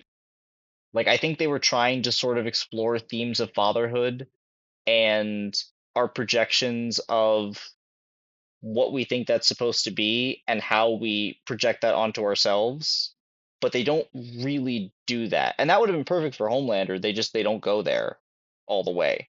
I think one thing we've been circling around for your whole topic, I mean, really the whole episode so far, they had other options. Like, we've named a lot of places they could go with this.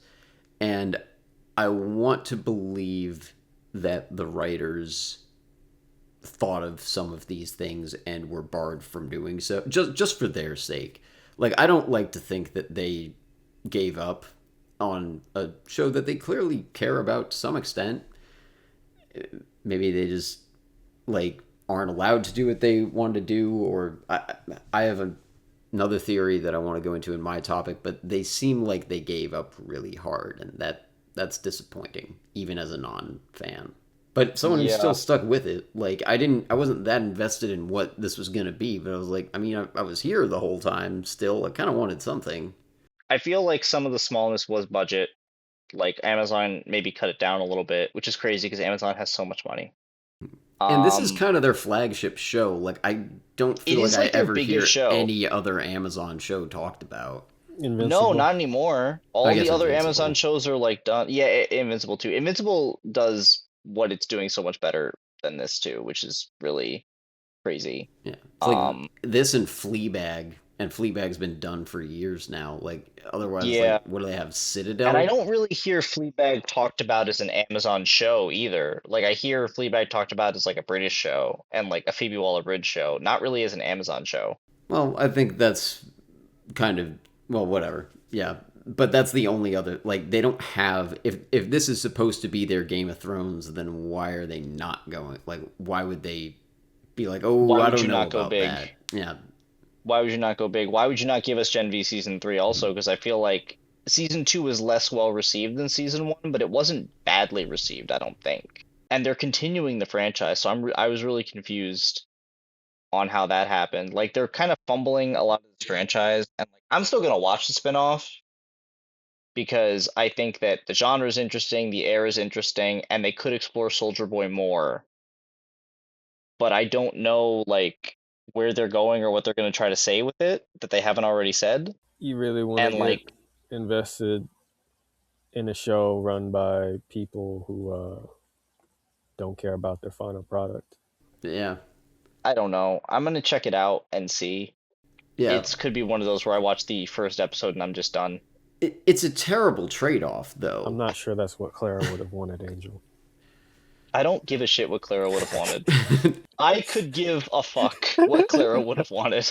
I mean, this is like I know this franchise is low key canceled, but like this is as if Deathly Hallows had been bad and fucking Fantastic Beasts had been like, oh, that was decent. What a terrible trade off. Like, Yeah. the bar was not that high here either. Like, I came into this show has never had, in my eyes, a really solid season. There's always been stuff that I'm like, okay, there's plot holes here. This character kind of sucks. There's a ton of filler. So I wasn't expecting It them. gets a little too edgy sometimes too. Like it does better than the comics, but it leans a little too much into like the grossness of it sometimes. Yeah, it is not a super tight show in Hmm. terms of just like pure narrative construction. It So used to be. I personally don't know that it ever was. It was better. Rewatch season one. I won't, but I do remember season 1 being better. Like they had Homelander had some. cunning too. He had brains. Mhm. Remember that? Yeah, he was diabolical. There was strategy to the way he was cruel to people, and I think that would have been a much more You in lucky your camera's character. off. I can see you looking at me. Yeah, but yeah, I Anyway, would. You would feel my eyes I feel them right now. if I could see It's you. so much creepier because you can't see me. Anyway, but yeah, I feel like that would have been He's so more scary. that's the thing too. Like if they can't go big, I was thinking about this. If they can't go big with the ending, like they can't do some big city ending battle, whether it's because that wouldn't work with the way the story goes or they don't have the budget for it or whatever. Imagine seeing Homelander's like level of cruelty. Like there's such a calculated way with which he says, "I'm gonna destroy everything" in that last speech, where you see the turn and you see him be like, "All of you are ungrateful and awful. I'm gonna kill everyone."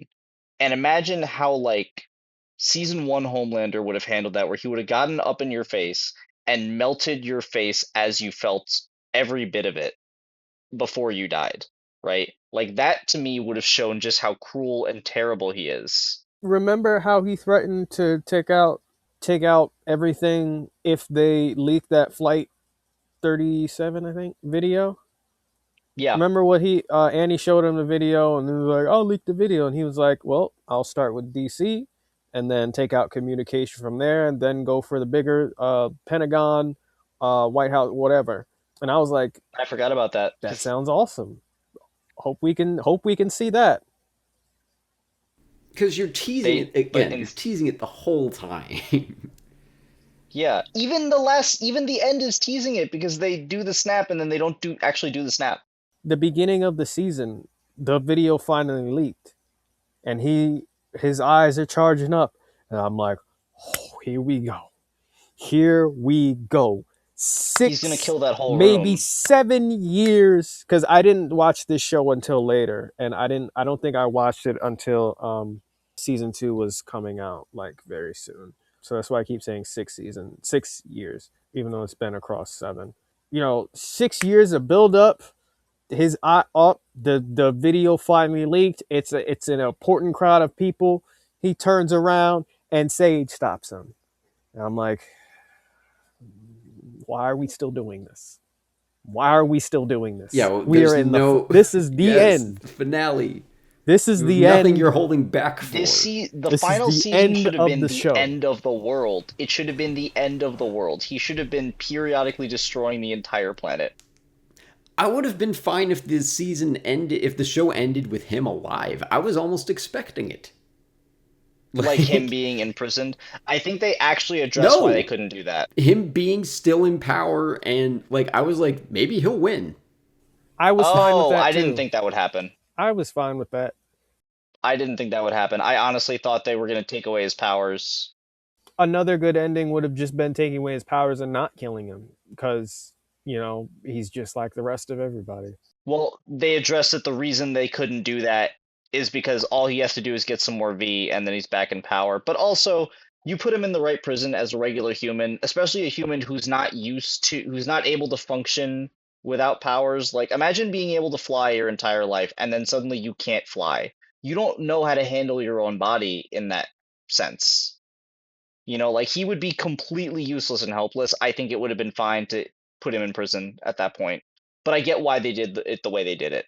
There was a theory that I heard that I've always thought was interesting. I forget what episode it was in reference to, but somebody kind of made this theory of like, what if Homelander doesn't really know how, like, he's not good at stuff because he's never had to try. He doesn't want to work for things. Ooh. I think, again, like that final moment with him shows that. But I forget which fight they were talking about. It was from an earlier season. I've always thought that was a bit of an interesting and, like, pretty plausible take. If everything's easy for you, like, you see that kind of thing in real life all the time. Like, people who are naturally smart don't know how to study. People who are, like, naturally good looking don't have much of a personality sometimes. Okay, that's not true. So, I'm not saying it's true all the time, but it can be true for some people. It can absolutely be true. No, I know exactly what you mean. People who are talented also know how to work hard. There are people who are very talented and also work very hard. But it is also common for that not to be the case. Yeah, no, I totally understand. Yeah, it's not true across the board. It's not prescriptive. But there is like a type that Homelander is falling into there. Like that's a thing that can happen for people. If you've never had to work hard to win a fight, you don't really know how to do it well. Mm-hmm. Bring him down to somebody else's level, that also could have been interesting to see. I don't think you can really do that in this show. Like, I think he has to die by the end. Once he's depowered, like, of course Butcher's gonna kill him. You can't leave that. The only way to not do that is to kill Butcher. So I think it's possible they could have had a good ending with him alive. I think if he's alive, he's kind of got to be on top. I remembered my thought from earlier. It was about there were some like found footage versions on YouTube that blew up with Homelander going scorched earth, and it was like in the same vein as like analog horror, where somebody's like making announcements like "Be careful of the man in the sky," and it's just showing pictures like an animatic of him like lasering cities, and it was really cool. There's another one I didn't watch from the same person, but it's like this would have been cool to see. Like, imagine we get not even a full episode or even half episode, but just like a few minutes from what happened to all of like the normal people. Remember in season one when Huey and Butcher were walking in Times Square on the sidewalk and they were just people around them? The world feels Yeah. so contained Human now. people, yeah. Not just in other rooms. Yeah. Because it's probably all being shot on green screens now. Yeah. So In shitification at its finest. I saw someone else talking about how Homelander is never out among the people. Like he's never in a scene with regular humans ever. He doesn't call anyone the real heroes this season. I don't think. dang, missed opportunity. How cool it would have been just for a few minutes to see from like somebody's iPhone perspective or something, Homelander going scorched earth and them trying to run from him and seeing him in the sky and laser, like, I don't know, man. Do something. I watched a video yesterday that was just like they modded Homelander into GTA 5 and he just like, he's not talking or anything. He just kind of flies around and like lasers some trucks and planes a few times. And I was like, yeah, I could have done with some of this. This is cool. Let's go. Like, this is a little bit of a lame version of it, but it's kind of cathartic. Like, this is what we wanted. My closing thought, this is what you promised. There's a Stephen King quote that I found a couple months ago, and I think it's great in all contexts, but especially here. You can't please all of the readers all of the time. You can't even please some of the readers all of the time. But you really ought to try to please at least some of the audience some of the time. Yeah. I don't think they did. I don't see if it doesn't work for me, that's okay. It should work for somebody. Who is that person? Who is that section of the audience? Yeah, I mean, I talk to Chase think- because he said it was fine. He said it could I've have heard been a better. couple people but- say it was fine too. But I don't think I've ever heard. I don't think I've heard anyone talk about it yet where they absolutely loved it. Yeah, we weren't looking for fine though, dude. We weren't looking for passable. No, we weren't. looking for C+. We weren't. I wasn't even looking for competent. I was looking for, like, what did you want to do with this show. You clearly wanted to do something. Like, you don't care You about were all the looking for intent. characters. I mean, I was looking for him to at least kind of go for it. I don't care Yeah. about them ending. I knew we weren't going to get a good ending for every character. I didn't even think we were going to get a good ending for. I was like, let's get A-Train right, and then let's get Homelander right. I do not care about the rest because I don't think they do either. So as long as they get one thing correct, if they finish out, because the Homelander ending could have been, and I think still with the ending they got, like they're making some kind of statement. This is plausibly the end that they've always wanted for this, but I mean, go for it. Forget the rest of it. You can do as much filler as you want in those first 6 episodes of this season. I think a lot of my reaction to most seasons of this show has been, yeah, most of it wasn't great, but the last 2 episodes were pretty dope. That was not the case this time. How cool would it have been to get like a semi-apocalyptic couple of episodes where it's like Homelander's tearing up, going from city, like, come on, bro. How are the fans writing better One episodes, episode, just the finale. better season? Like, come on, bro. Y'all are paid to do this for a living. There are not billions, millions, hundred thousands, it doesn't matter. There are a numerous, there are Many dollars. there are several people who would More than love to $1. be in your position where they are paid to write superheroes, even if it's a satire of superheroes. You got to do better, Senator. You, you, like, bruh, pay me to do it. I've written better superhero stuff. Hey, yeah, I'll say that. I've written better superhero stuff than that. Come on, bro. And I do want to give them some just grace of maybe this wasn't their call. Maybe. I don't feel a lot Maybe. of studio I oversight. honestly feel like that's true. I think there is a lot of studio stuff happening here. But budget, like, there's no way they had less budget than season 1. Season 1 showed so much. Season 1 had the ending with Homelander taking out the plane in the sky. That aged well, as far as I know. Visual effects wise, yeah. Yeah. Yeah. The plane. It had Noir taking out the bomb guy. I think his name was Nakib, the captain. It had that whole scene. That It sick also opening had shot with Maeve where the truck splits around her. Oh my god, yeah. the opening shot. And it had, I think it was the final episode. It had Homelander taking out that base of soldiers where he was just lasering everybody because the soldiers were like they didn't want to go into, however that was down, and then he planted the bee. Also, cunning Homelander, he planted the bee inside and tried to make artificially make supervillains by doing that. But we saw him killing people with a purpose. I mean, the purpose doesn't matter. We saw him killing people. We saw him snap. Like we knew nobody was making out of there, so he didn't care how he came across. And he came across like there's a shot in there where his eyes are glowing and you just see his silhouette. And I was like, that's dope. I want to recreate that in something. That's a very cool, scary looking shot that I want to see done in something else. That type of shot needs to be used more because it's just real cool. That's like the wolf in Puss in Boots. They do that with Right. him, and it's great. Glowing red eyes in the dark with the silhouette, and I was like, fantastic. They stretched that budget season 1. You can see most of that on the screen, I feel. But season 5, this is the end. Your show this is the end. People are going to remember it as, and people have recency bias. Yes, people are going to remember it by however this show ends. Yeah. Me personally, I don't follow shows as they air usually.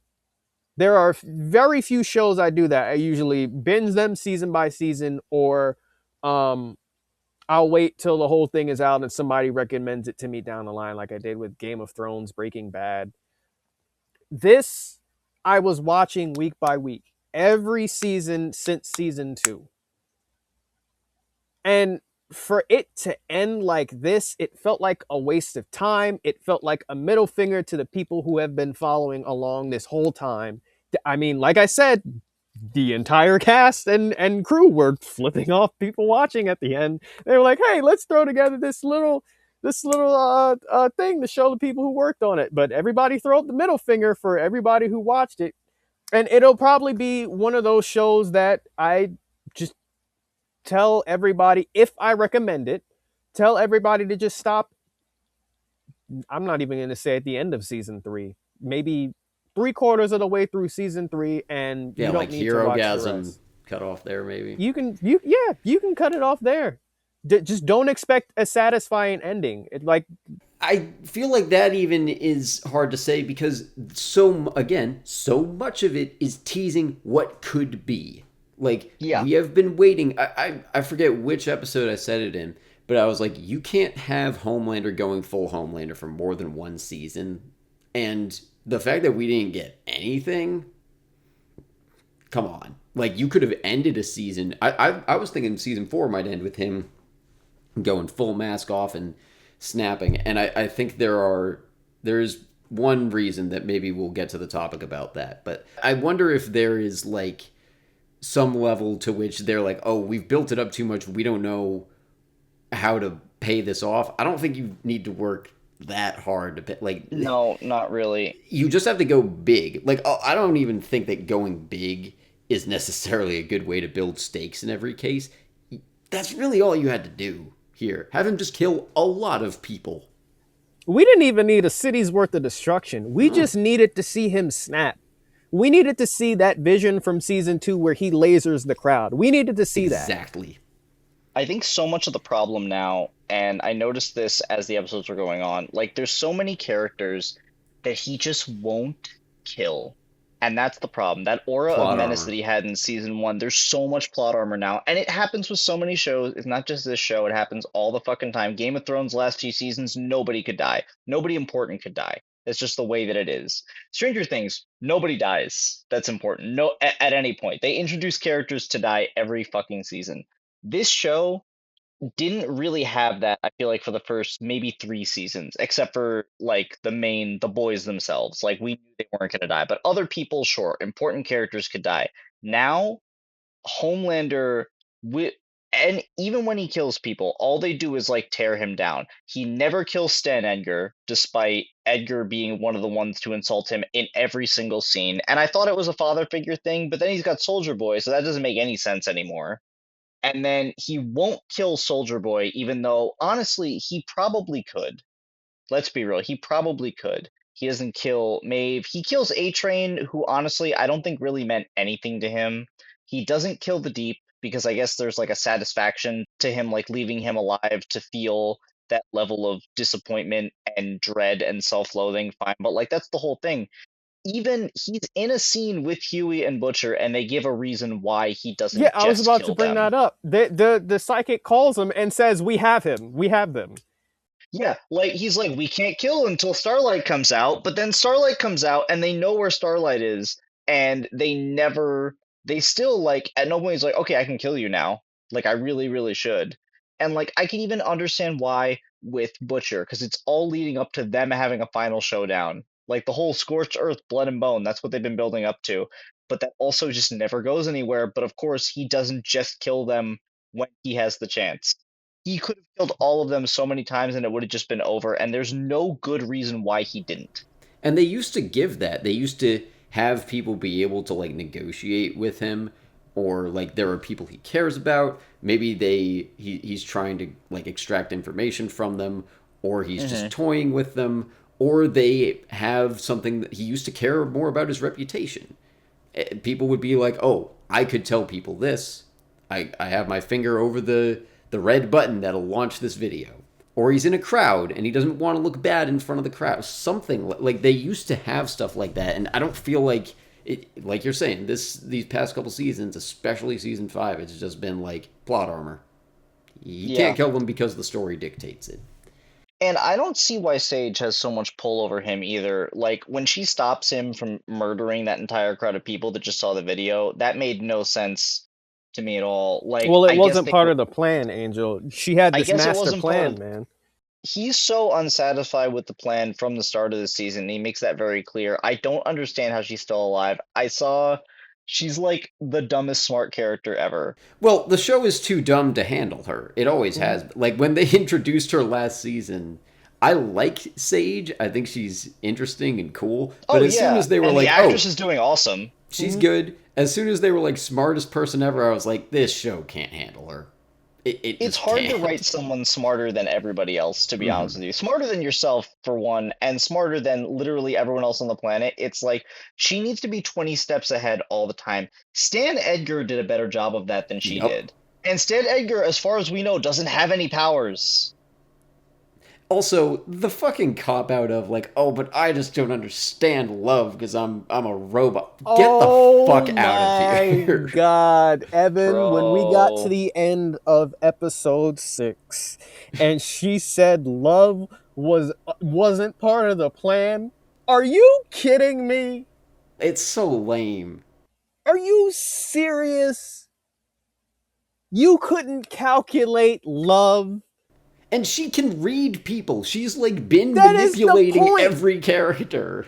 She can read people's emotions enough to manipulate those emotions. She does it every episode. Yeah, she's not like a nerd book. Like she's nerdy book smart, but she's also shown to be emotionally intelligent. You can't. She pull can that see shit. patterns in people. She is constantly reverse psychologying people. It doesn't make any sense that she couldn't figure this out. That wasn't part of the plan for Soldier Boy to give him V1. And why are the boys bro. letting her help them when her plan is literally the apocalypse? Yeah, because she's just the Sam Jackson from Kingsman 1. and She's not wants to bringing hide in her anything bunker. valuable enough to the table for it to make for them to work with her. At some point, I think Starlight or Kimiko, one of them says all she does is eat Taco Bell and watch TV. She's not contributing anything to the team at that point. I'm not even gonna get into Kimiko's dialogue. Oh yeah, Jesus so Christ, stupid. what a character assassination. That's what it felt like, because she was not the same at the end of season 4 as opposed to this season. Just They did a lot off screen. too much. And I don't understand why they did all of that stuff off screen. Like, they could have built it up over the course of the season. It makes no sense that she's kind of as stable as she is given the way season 4 ended. I wouldn't say stable necessarily, but she does so much work on herself and she says she lets go of all that stuff, but it makes no sense for her to be at any kind of peace or stability with herself before she finds Frenchie or any of the other people. Remember the guy Frenchie was sleeping with last season? Colin, yeah. Colin. I forgot that too, actually. Where'd he go? I don't know. I don't think they know either. Nope. This shows you I don't remember anything from last season. Literally just the end, like the last scene or whatever, where they all get imprisoned. That's the only thing I remember. Everything else I forgot about. Oh, Father was good. Daveed Diggs. It's Daveed Diggs is all of Daveed the Diggs is incredible. Yeah, all of the praise goes to him when it comes to that character, because His performance is amazing. His voice. I haven't seen Hamilton, but I might now. He's great in it. Fantastic. What did I miss? And if anyone has been sleeping on the Snowpiercer 4-season TV show adaptation, he is part of what makes that show. It's so good, and he's amazing in it. Go watch it. Well, does that have a satisfying ending? I think so. Yes, the end of the Snowpiercer movie. Okay, well, now I'm not going to watch it. I don't know, I haven't seen it. I just figure probably. It's a decent ending. Better than this? Yes, absolutely. Low bar. It didn't stick with me too much, but it made more sense than this did. I'm tired. I'm also tired. Can we move to my topic? Yeah. Evan, what is your topic again? Who is the target audience for their message? I'll ask that question straight up. Nobody that was a fan of the show. The algorithm. That's a good answer. Maybe. That could be a good answer. Jesus. Maybe. What are I you doubt doing it. here, Jesus? That was funny. That was That really was funny. funny. That A was very un-Jesus looking, like, I know people, The like, whitest Jesus they could have found. and there have been some really white Jesuses. Somehow, I was just like, you couldn't pick anyone better. My fucking roommate looks more like Jesus than that dude. Talani, back me up on that because you met him. Oh But, yeah. No, he does. um, Hair and everything. yeah, White Jesus, guys. white Jesus. Yeah, this topic might get a little bit political because the show does. So we've talked in previous episodes about this show about how much they are slowing down for the audience. We talked about it a lot in season 4, how they're just like being so incredibly blatant with their messaging. And from what you tell me, because I don't keep up with things, Jelani, you have brought up several times, like the audience, at least a section of it, doesn't get the point. They obviously have a political standpoint they are coming at this from. They have takes on current issues. They are very clear about that. So my question is, who are they trying to reach? I didn't have that question in earlier seasons because I thought the commentary there was pretty decent. Like there's stuff with like the Me Too movement, the The corporate Believe branding Expo strategy, stuff. Believe Expo, that stuff, the police brutality parallels. Like that's some pretty good critique. A Train's whole arc is tied into like modern celebrity culture. They have a lot of other characters that are doing that too. I think he's the Sport. strongest.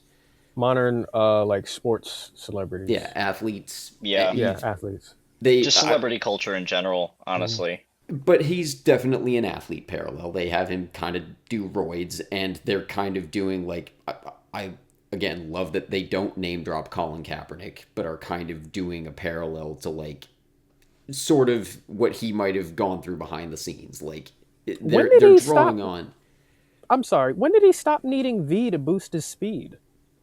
season 1, I think, maybe 2. I forgot about it. It I know he hasn't got been a new problem for heart, while. but he got Oh yeah, Blue he Hawk's did. heart. But okay. Yeah, Anyway, I don't know if power it was scaling. explained. Keep going. Yeah. I don't know that they really address anymore the idea that he is slowing down though. They talk about it with Mr. Marathon this season where like he was getting slower. So I guess it's like a thing with speedsters, but they don't really go into it too much in the last couple seasons, I feel like. I'm not sure we've ever seen him move as fast as we did season 5, episode 1. Because Yeah, Probably time not. he was moving like Quicksilver. I'm sure that was like adrenaline and desperation at that point to not die. I don't know if that increases your speed to where time slows, Angel. But I don't have was- super speed, so I don't know. Perhaps someday I we'll do. find out. I got it. And let me tell you. All right, keep going, Evan. Okay. Yeah, so all that to say, this show has done good social commentary, I think, and I think it obviously wants us to be thinking about real world politics quite a bit because it keeps bringing them up.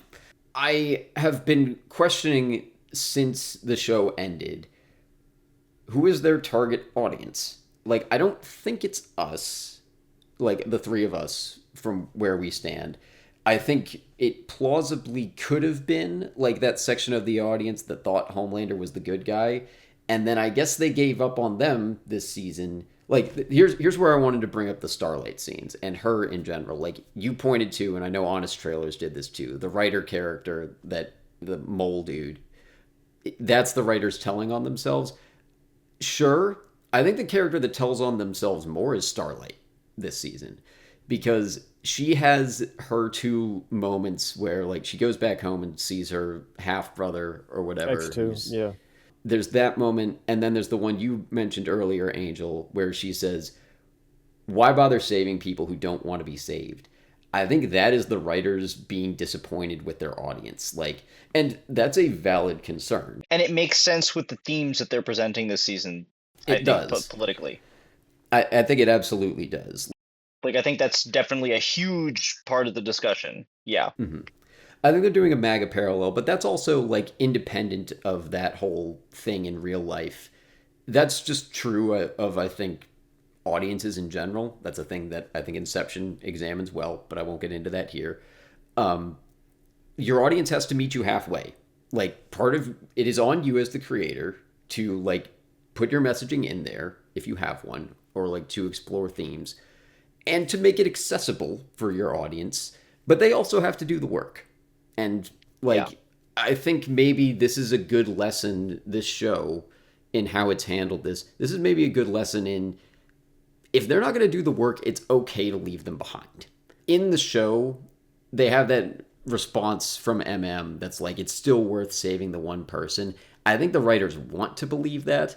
I didn't get the sense that they do. And I have some sympathy for that because they really did try. They were really trying, I think, and it's somewhat noble that they did try. Try what? Like, try to talk to that section of the audience that wasn't getting it, and they were like, okay, we won't leave you behind, we will make it easy for you to get what we're saying. And We're gonna then explain it yeah, like just very outwardly. Okay. so I got annoyed with that in previous seasons, but like when you would explain it, Jelani, and you were like, the people on the Reddits, they still aren't getting it. Like it may not be a majority of the audience, but it's a big enough section that like maybe this is necessary to some extent. So that's not a failure on the writer's part. I think they clearly did everything they could. So my best answer for like who is this for, I guess, is like edgy teenagers, like Starlight's half brother character, who's just kind of this dickwad teenager who is impossible to talk to. Like, I think that might be who it's for. And I was thinking about like my worldview. I started watching the show when I was 21, and I think I've evolved somewhat as a person since then. But my worldview, like general political views, have stayed basically the same. But I was thinking about, what if you flip the direction there and I started watching this show at like 15 and ended at 21? Like, I went through all sorts of like, because you just do that when you're a teenager. You don't know how the world works. And I'm Yeah. genuinely curious, like, if somebody in that age range who started watching this as like a 15, 16-year-old and is like entering their 20s now, has this show impacted their worldview? And if so, how? Like, have they gone on, or maybe they don't know yet. Maybe they don't have the distance from this to know that yet. I think it's plausible because there is a lot layered in here. I don't feel like this season gives us very much, but the show as a whole has stuff to say, and some of it I think is valuable. But I kind of feel like if they're trying to either be cathartic for one audience, or they're trying to make some part of their audience like interrogate their beliefs, then I don't quite see who they are targeting. I want to go into some examples maybe to compare if we have time, but I want to throw it to you guys. Like, do you have thoughts based on all of that? I think I get what you're saying, especially with that and Starlight scene where like they're trying to talk to a certain part of the audience. It would mean like that would mean things to different people. So like I think that for like the people that have kind of given up hope of like reaching people on the other side, I think it was kind of trying to tell them that like, oh, well, like the point is to just try anyway, and that's what makes you good. And I think the reason that that message didn't permeate through the show entirely is because it really does feel like it's just a talking head scene. Is that the right term for it? It's kind of only in that scene. They're arguing for this kind of idealistic view of like, well, like you need to just do it anyway because like you can't necessarily change people, but at least if you try, that's a good character trait in and of itself. And I understand that. I think that it's not shown through action in the rest of the show, and it feels like them checking off boxes personally. Not that it's a bad anything. Like I think it's good the message that they're trying to send. I think it's just that they're not executing it very well, so it's not landing totally. So it's kind of hard to see like where they were planning on going. I'm all for the optimism.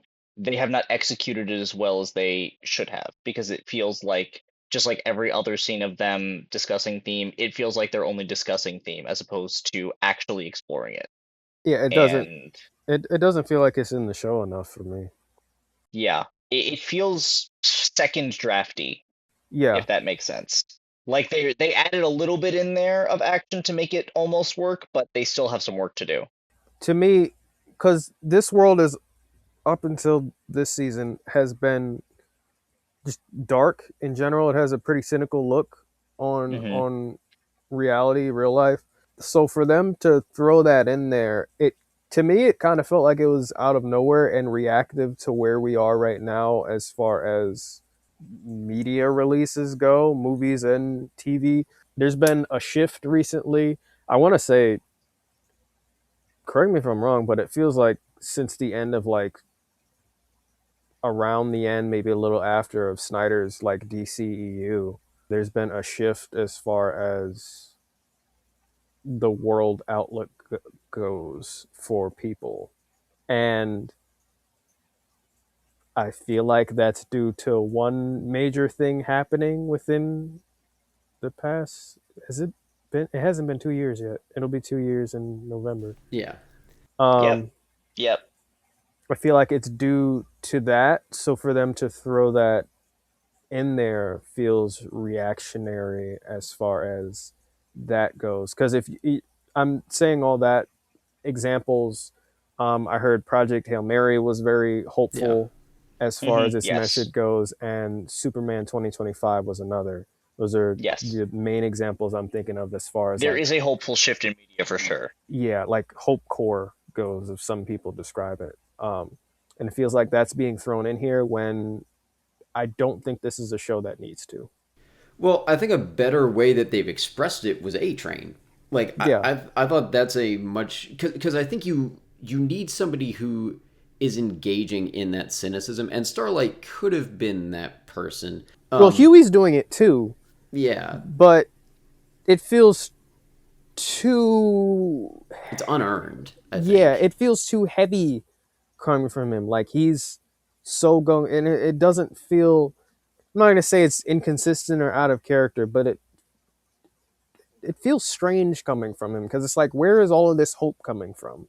Well, there's also very little growth there because if you really think about it, he was the most normal person, I feel like, out of the entire main cast. And so he was the one that I guess was closest to optimism out of all the boys. And he was very cynical at the very beginning, right after the thing with Robin happened, but he Mm, pretty quickly grew to be still the most idealistic of the group. And he's still kind of just doing that. So we're not seeing like a character growth in him like we did with A Train. And we're also not seeing like, and with Annie, what they were kind of trying to do, I think, was have her start off as very naive, become very cynical, and then go back to a more hopeful sense of self, but right. or like of the world, but with a lot more knowledge of how the world actually is, as opposed to how she thought it was. Which And you like can all of do. you can do, and it can be very good. Huey's been proven wrong though in this show. Yeah. Like it was almost kind of played like a joke, but for example, in season 3, when he's telling Soldier Boy not to kill the nun and the priest that stops in the middle, and Soldier Boy's like, "This is Mindstorm's thing. He's effing with you," and he's like, "Dude, you have PTSD," and he gives that great line delivery of, "I don't have shell shock. F you." Like he was like, "Don't kill these people. Like they have nothing to do with," and then they attack him, and it's like, wait, so is Huey right or wrong? Like, what message are you trying to deliver here as far as Huey's hope goes or his viewpoint? No, I what you're saying makes complete sense because I'd forgotten about that, but you're totally right, honestly.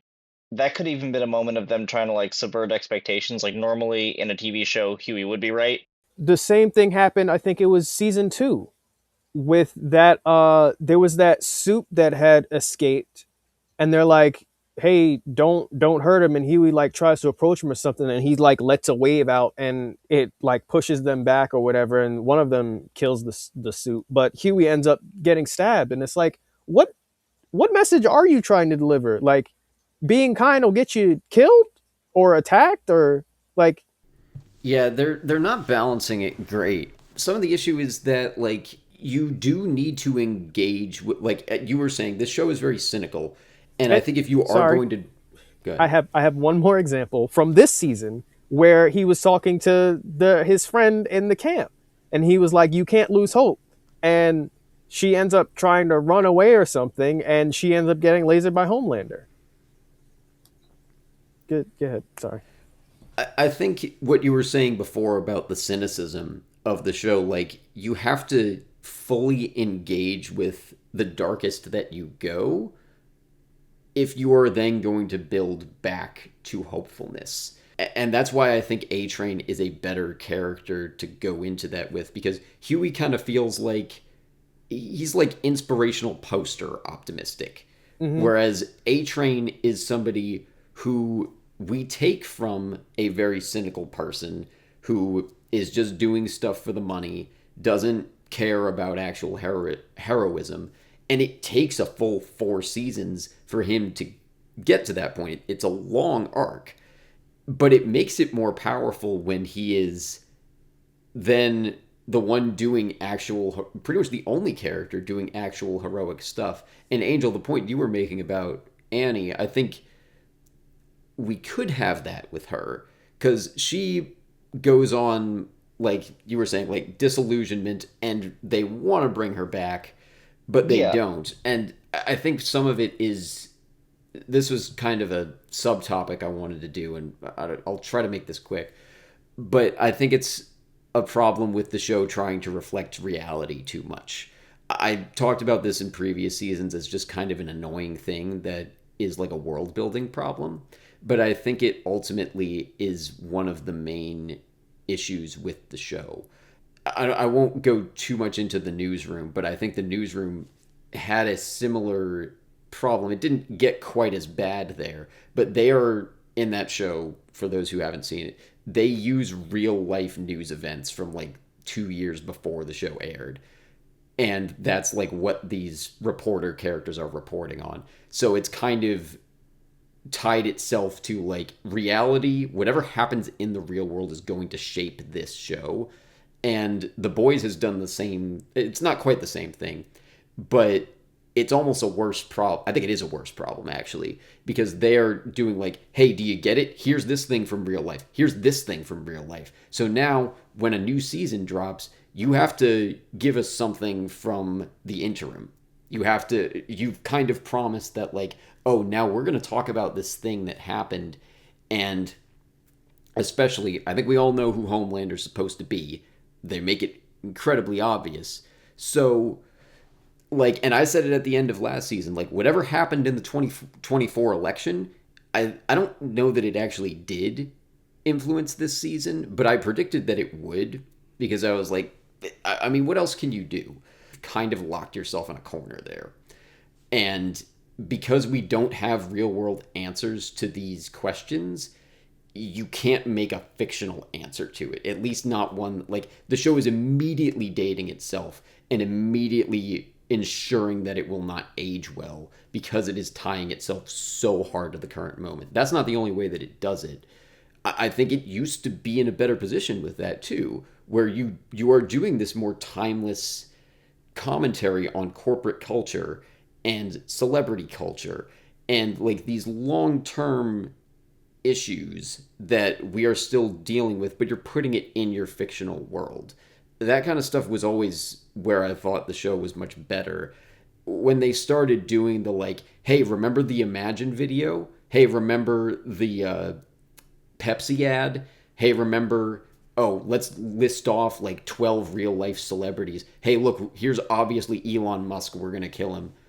What the Yeah. fuck are you doing there? It makes it feel very surface level too. They're just calling out things that have happened because look, you recognize this. It's the same problem with like the spoof movie where instead of commenting on what's going on, the joke became, "Hey, look, this is a Fantastic Four character in superhero movie." It's just, And the hey, joke is that they're reference. there. There is something there that I did also want to address too. I think that because you got me thinking about it with the newsroom. I think that part of what made that show, because I've only seen part of it, but what I saw, I think I've seen like the whole first season, and I think it was doing a pretty good job. It had a little bit of distance from the stories that it was Yes. covering.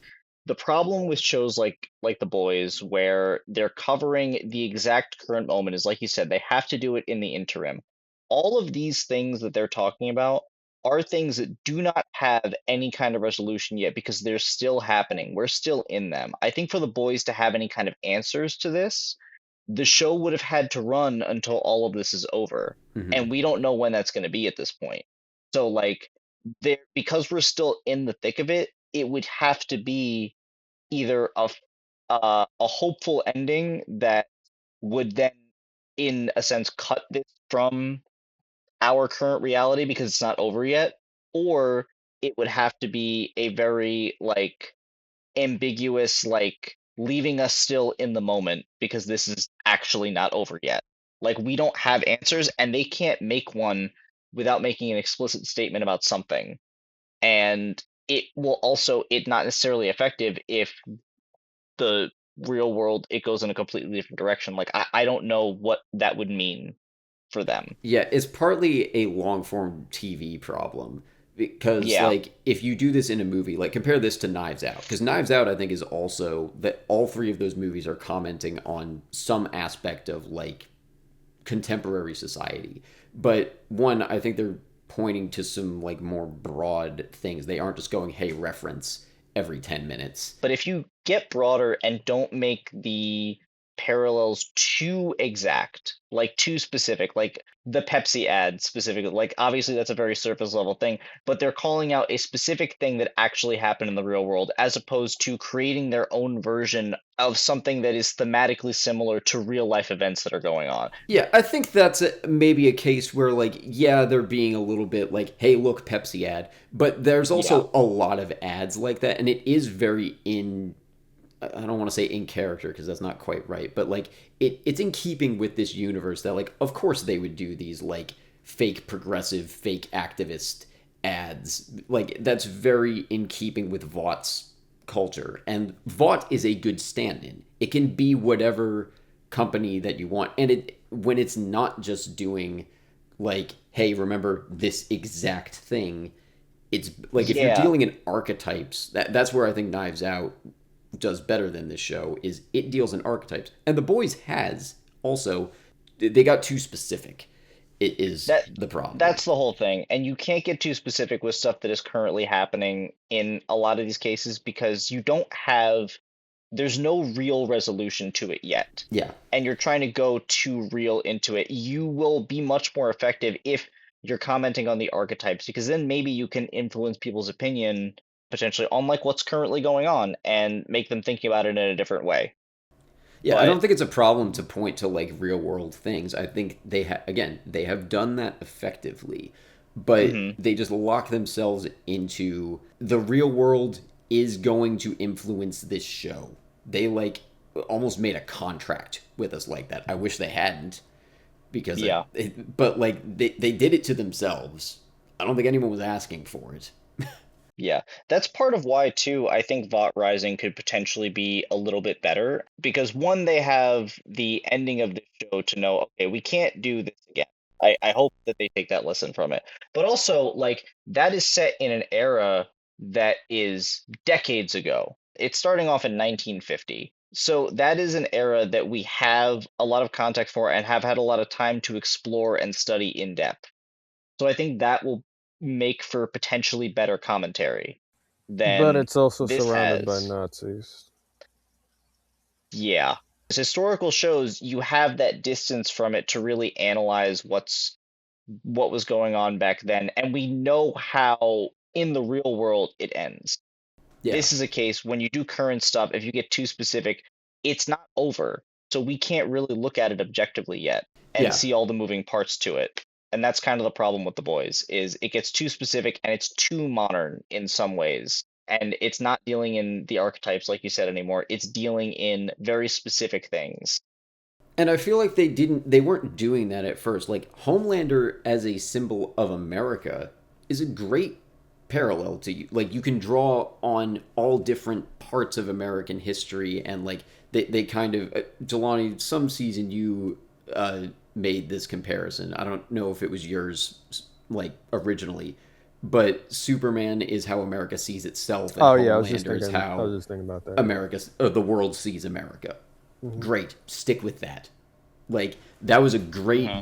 commentary. They have the whole thing with like him like warming up to Stormfront. That's great. Like because you like people have talked about how like Nazi Germany modeled itself off of America. They are more similar than we realize. That's not point. Like Stormfront is not taking from something that happened in, I don't know, 2018 or anything. That's a long-term trend. That's still great commentary, very inflammatory, very blatant, impossible to miss, but it works in the world. Like you don't fall into the same trap, and it's more effective too.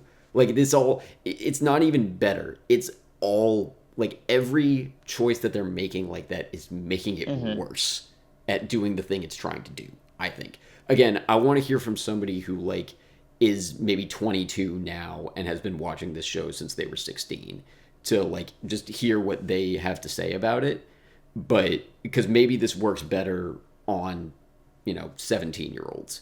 But I don't think it's going to age well in any sense. Like, I don't think it's going to age well historically. I don't think it's going to age well for people who like it now.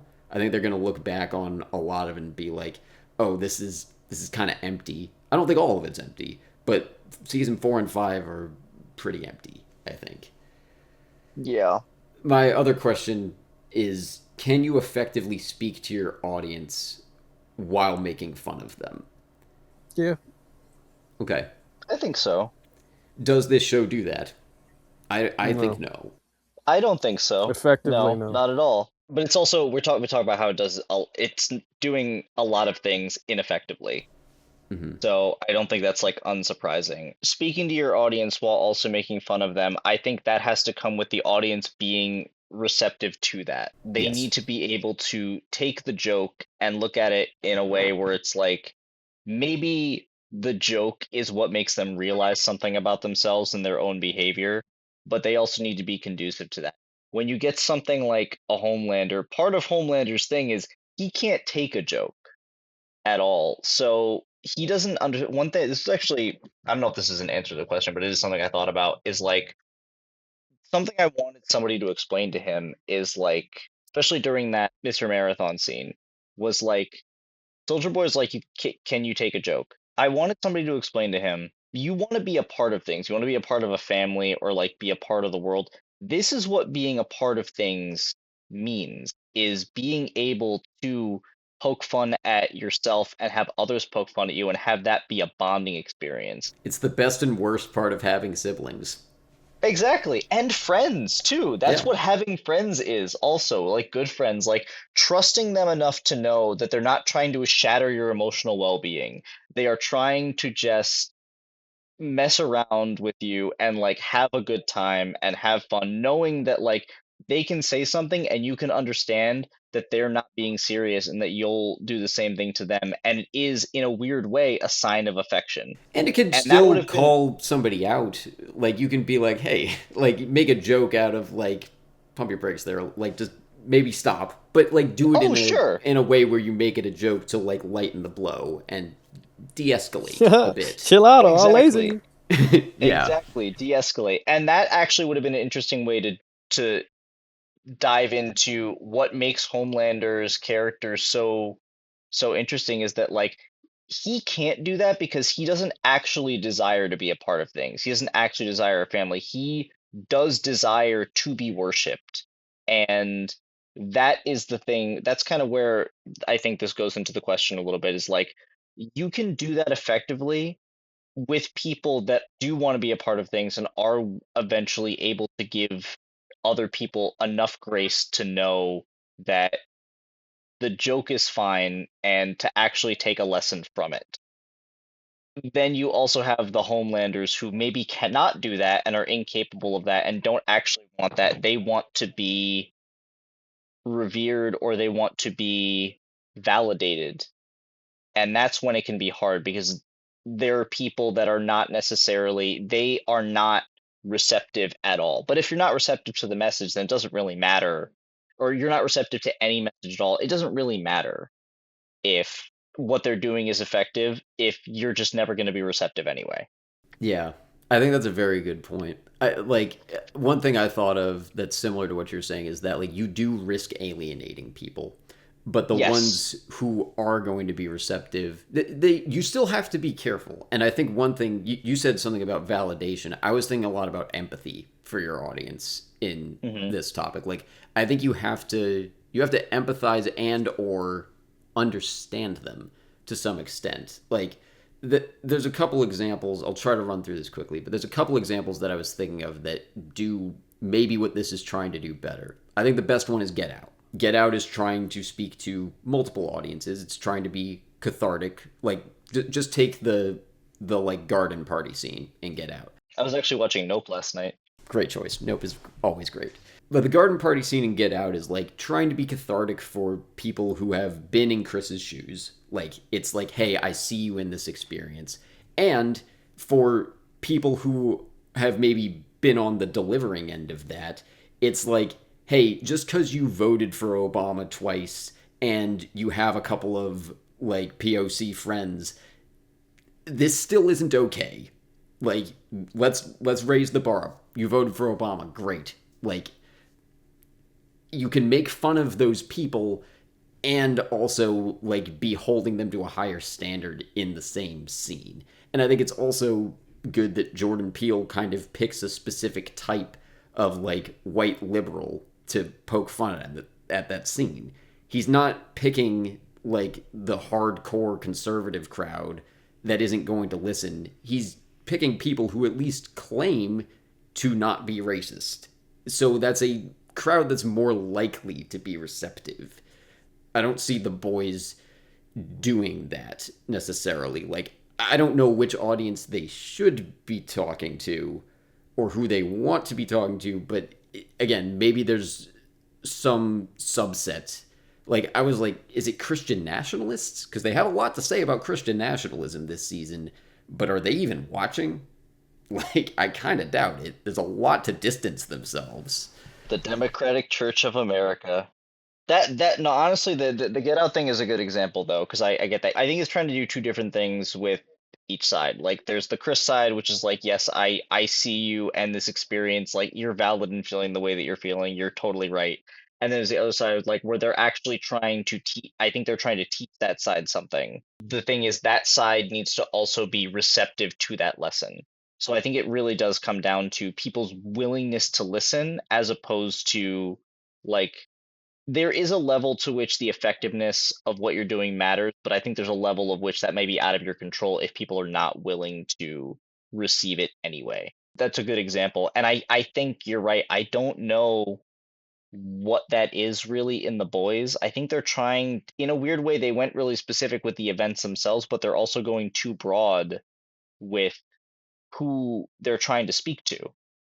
They're kind of trying to talk to every group all at once. I think that's a big problem also. Like, if you're going to challenge the audience's beliefs, what do you think they believe? I don't think Hmm. there's like, and that's part of humor too. If you're going to make fun of something, you have to kind of be basing it on an implicit assumption, like some kind of shared belief or standpoint that your audience has. Like, I don't know if I'm the best person to break this down, but like, I think that's just part of making a good joke, especially if you're doing. I don't love jokes that are about like current events and just like, hey, reference to thing that happened yesterday. But I think all of it is kind of predicated on knowing your audience. Hmm. So that's why like comedy ends up getting so political, I think, is that you can't always help what you think is funny, but it can often be telling of what you believe. Yeah. And I agree with you that I think they're going too broad here. If they're trying to make something cringe, then like I think part of what the show has gone for a lot of the time is that everything is cringe. We don't really like anyone. We make fun of everyone. Which is not great because then you kind of alienate most people, at least. Yeah, or there. So two other examples that I was thinking of. There was a review I read of Don't Look Up. I think it was by Thomas Flight, the video essayist, where he compared it to God's Not Dead. They are very different movies in what they are saying, but he was kind of pointing out that they both have the same problem, where it's a movie for nobody. I think God's Not Dead is a little easier to talk about there. If that movie is trying to convert people to Christianity, it's doing a terrible job of that because it's making every atheist look terrible. If it's trying to talk to Christians, it's giving them a really bad message too. This is like something that I've seen many Christians say about that movie. Mm-hmm. And I wonder if the boys ran into the same problem. I think the show is at least to the left somewhere. I don't want to speculate on exactly where, but they have a lot of disdain for It's in a MAGA. box to the left. Yeah, I'm everything in sorry, a I I box would to the haven't argue. left. talked I would for. argue that The Boys is a very liberal show for sure. Yeah.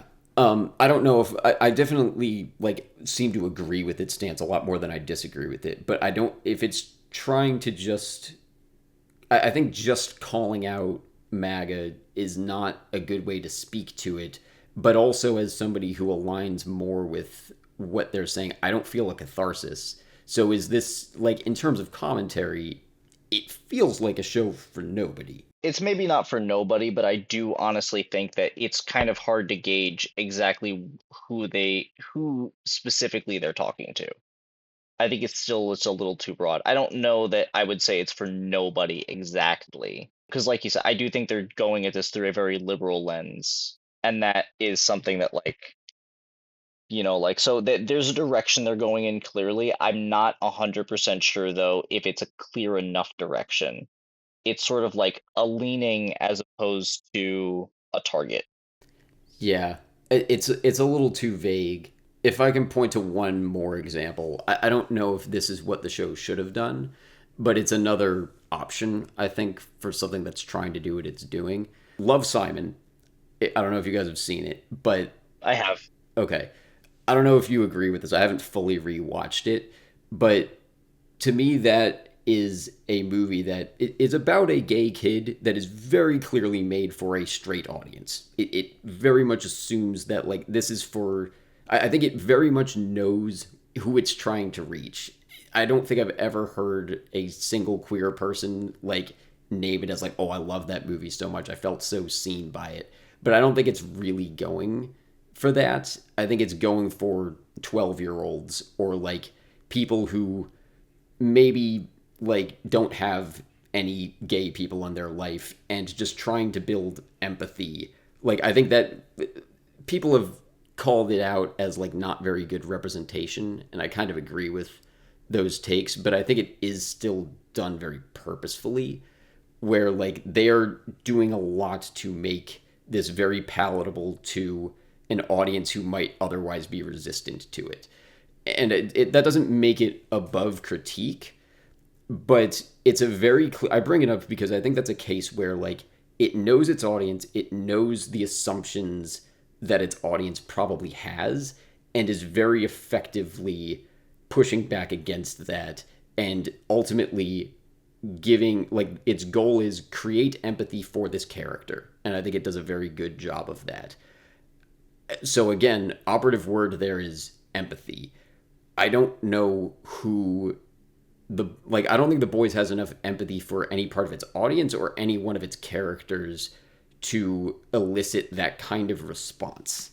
Who are we meant to empathize with in the show, and what subset, like what pre-existing beliefs is this show challenging? I think it wants to try to challenge that, and it didn't really do the work. I would like to hear people push back against that because I can conceivably think of like somebody could have had a very big shift in their perspective from this show. I don't know what that would look like, but I would love to hear that from somebody.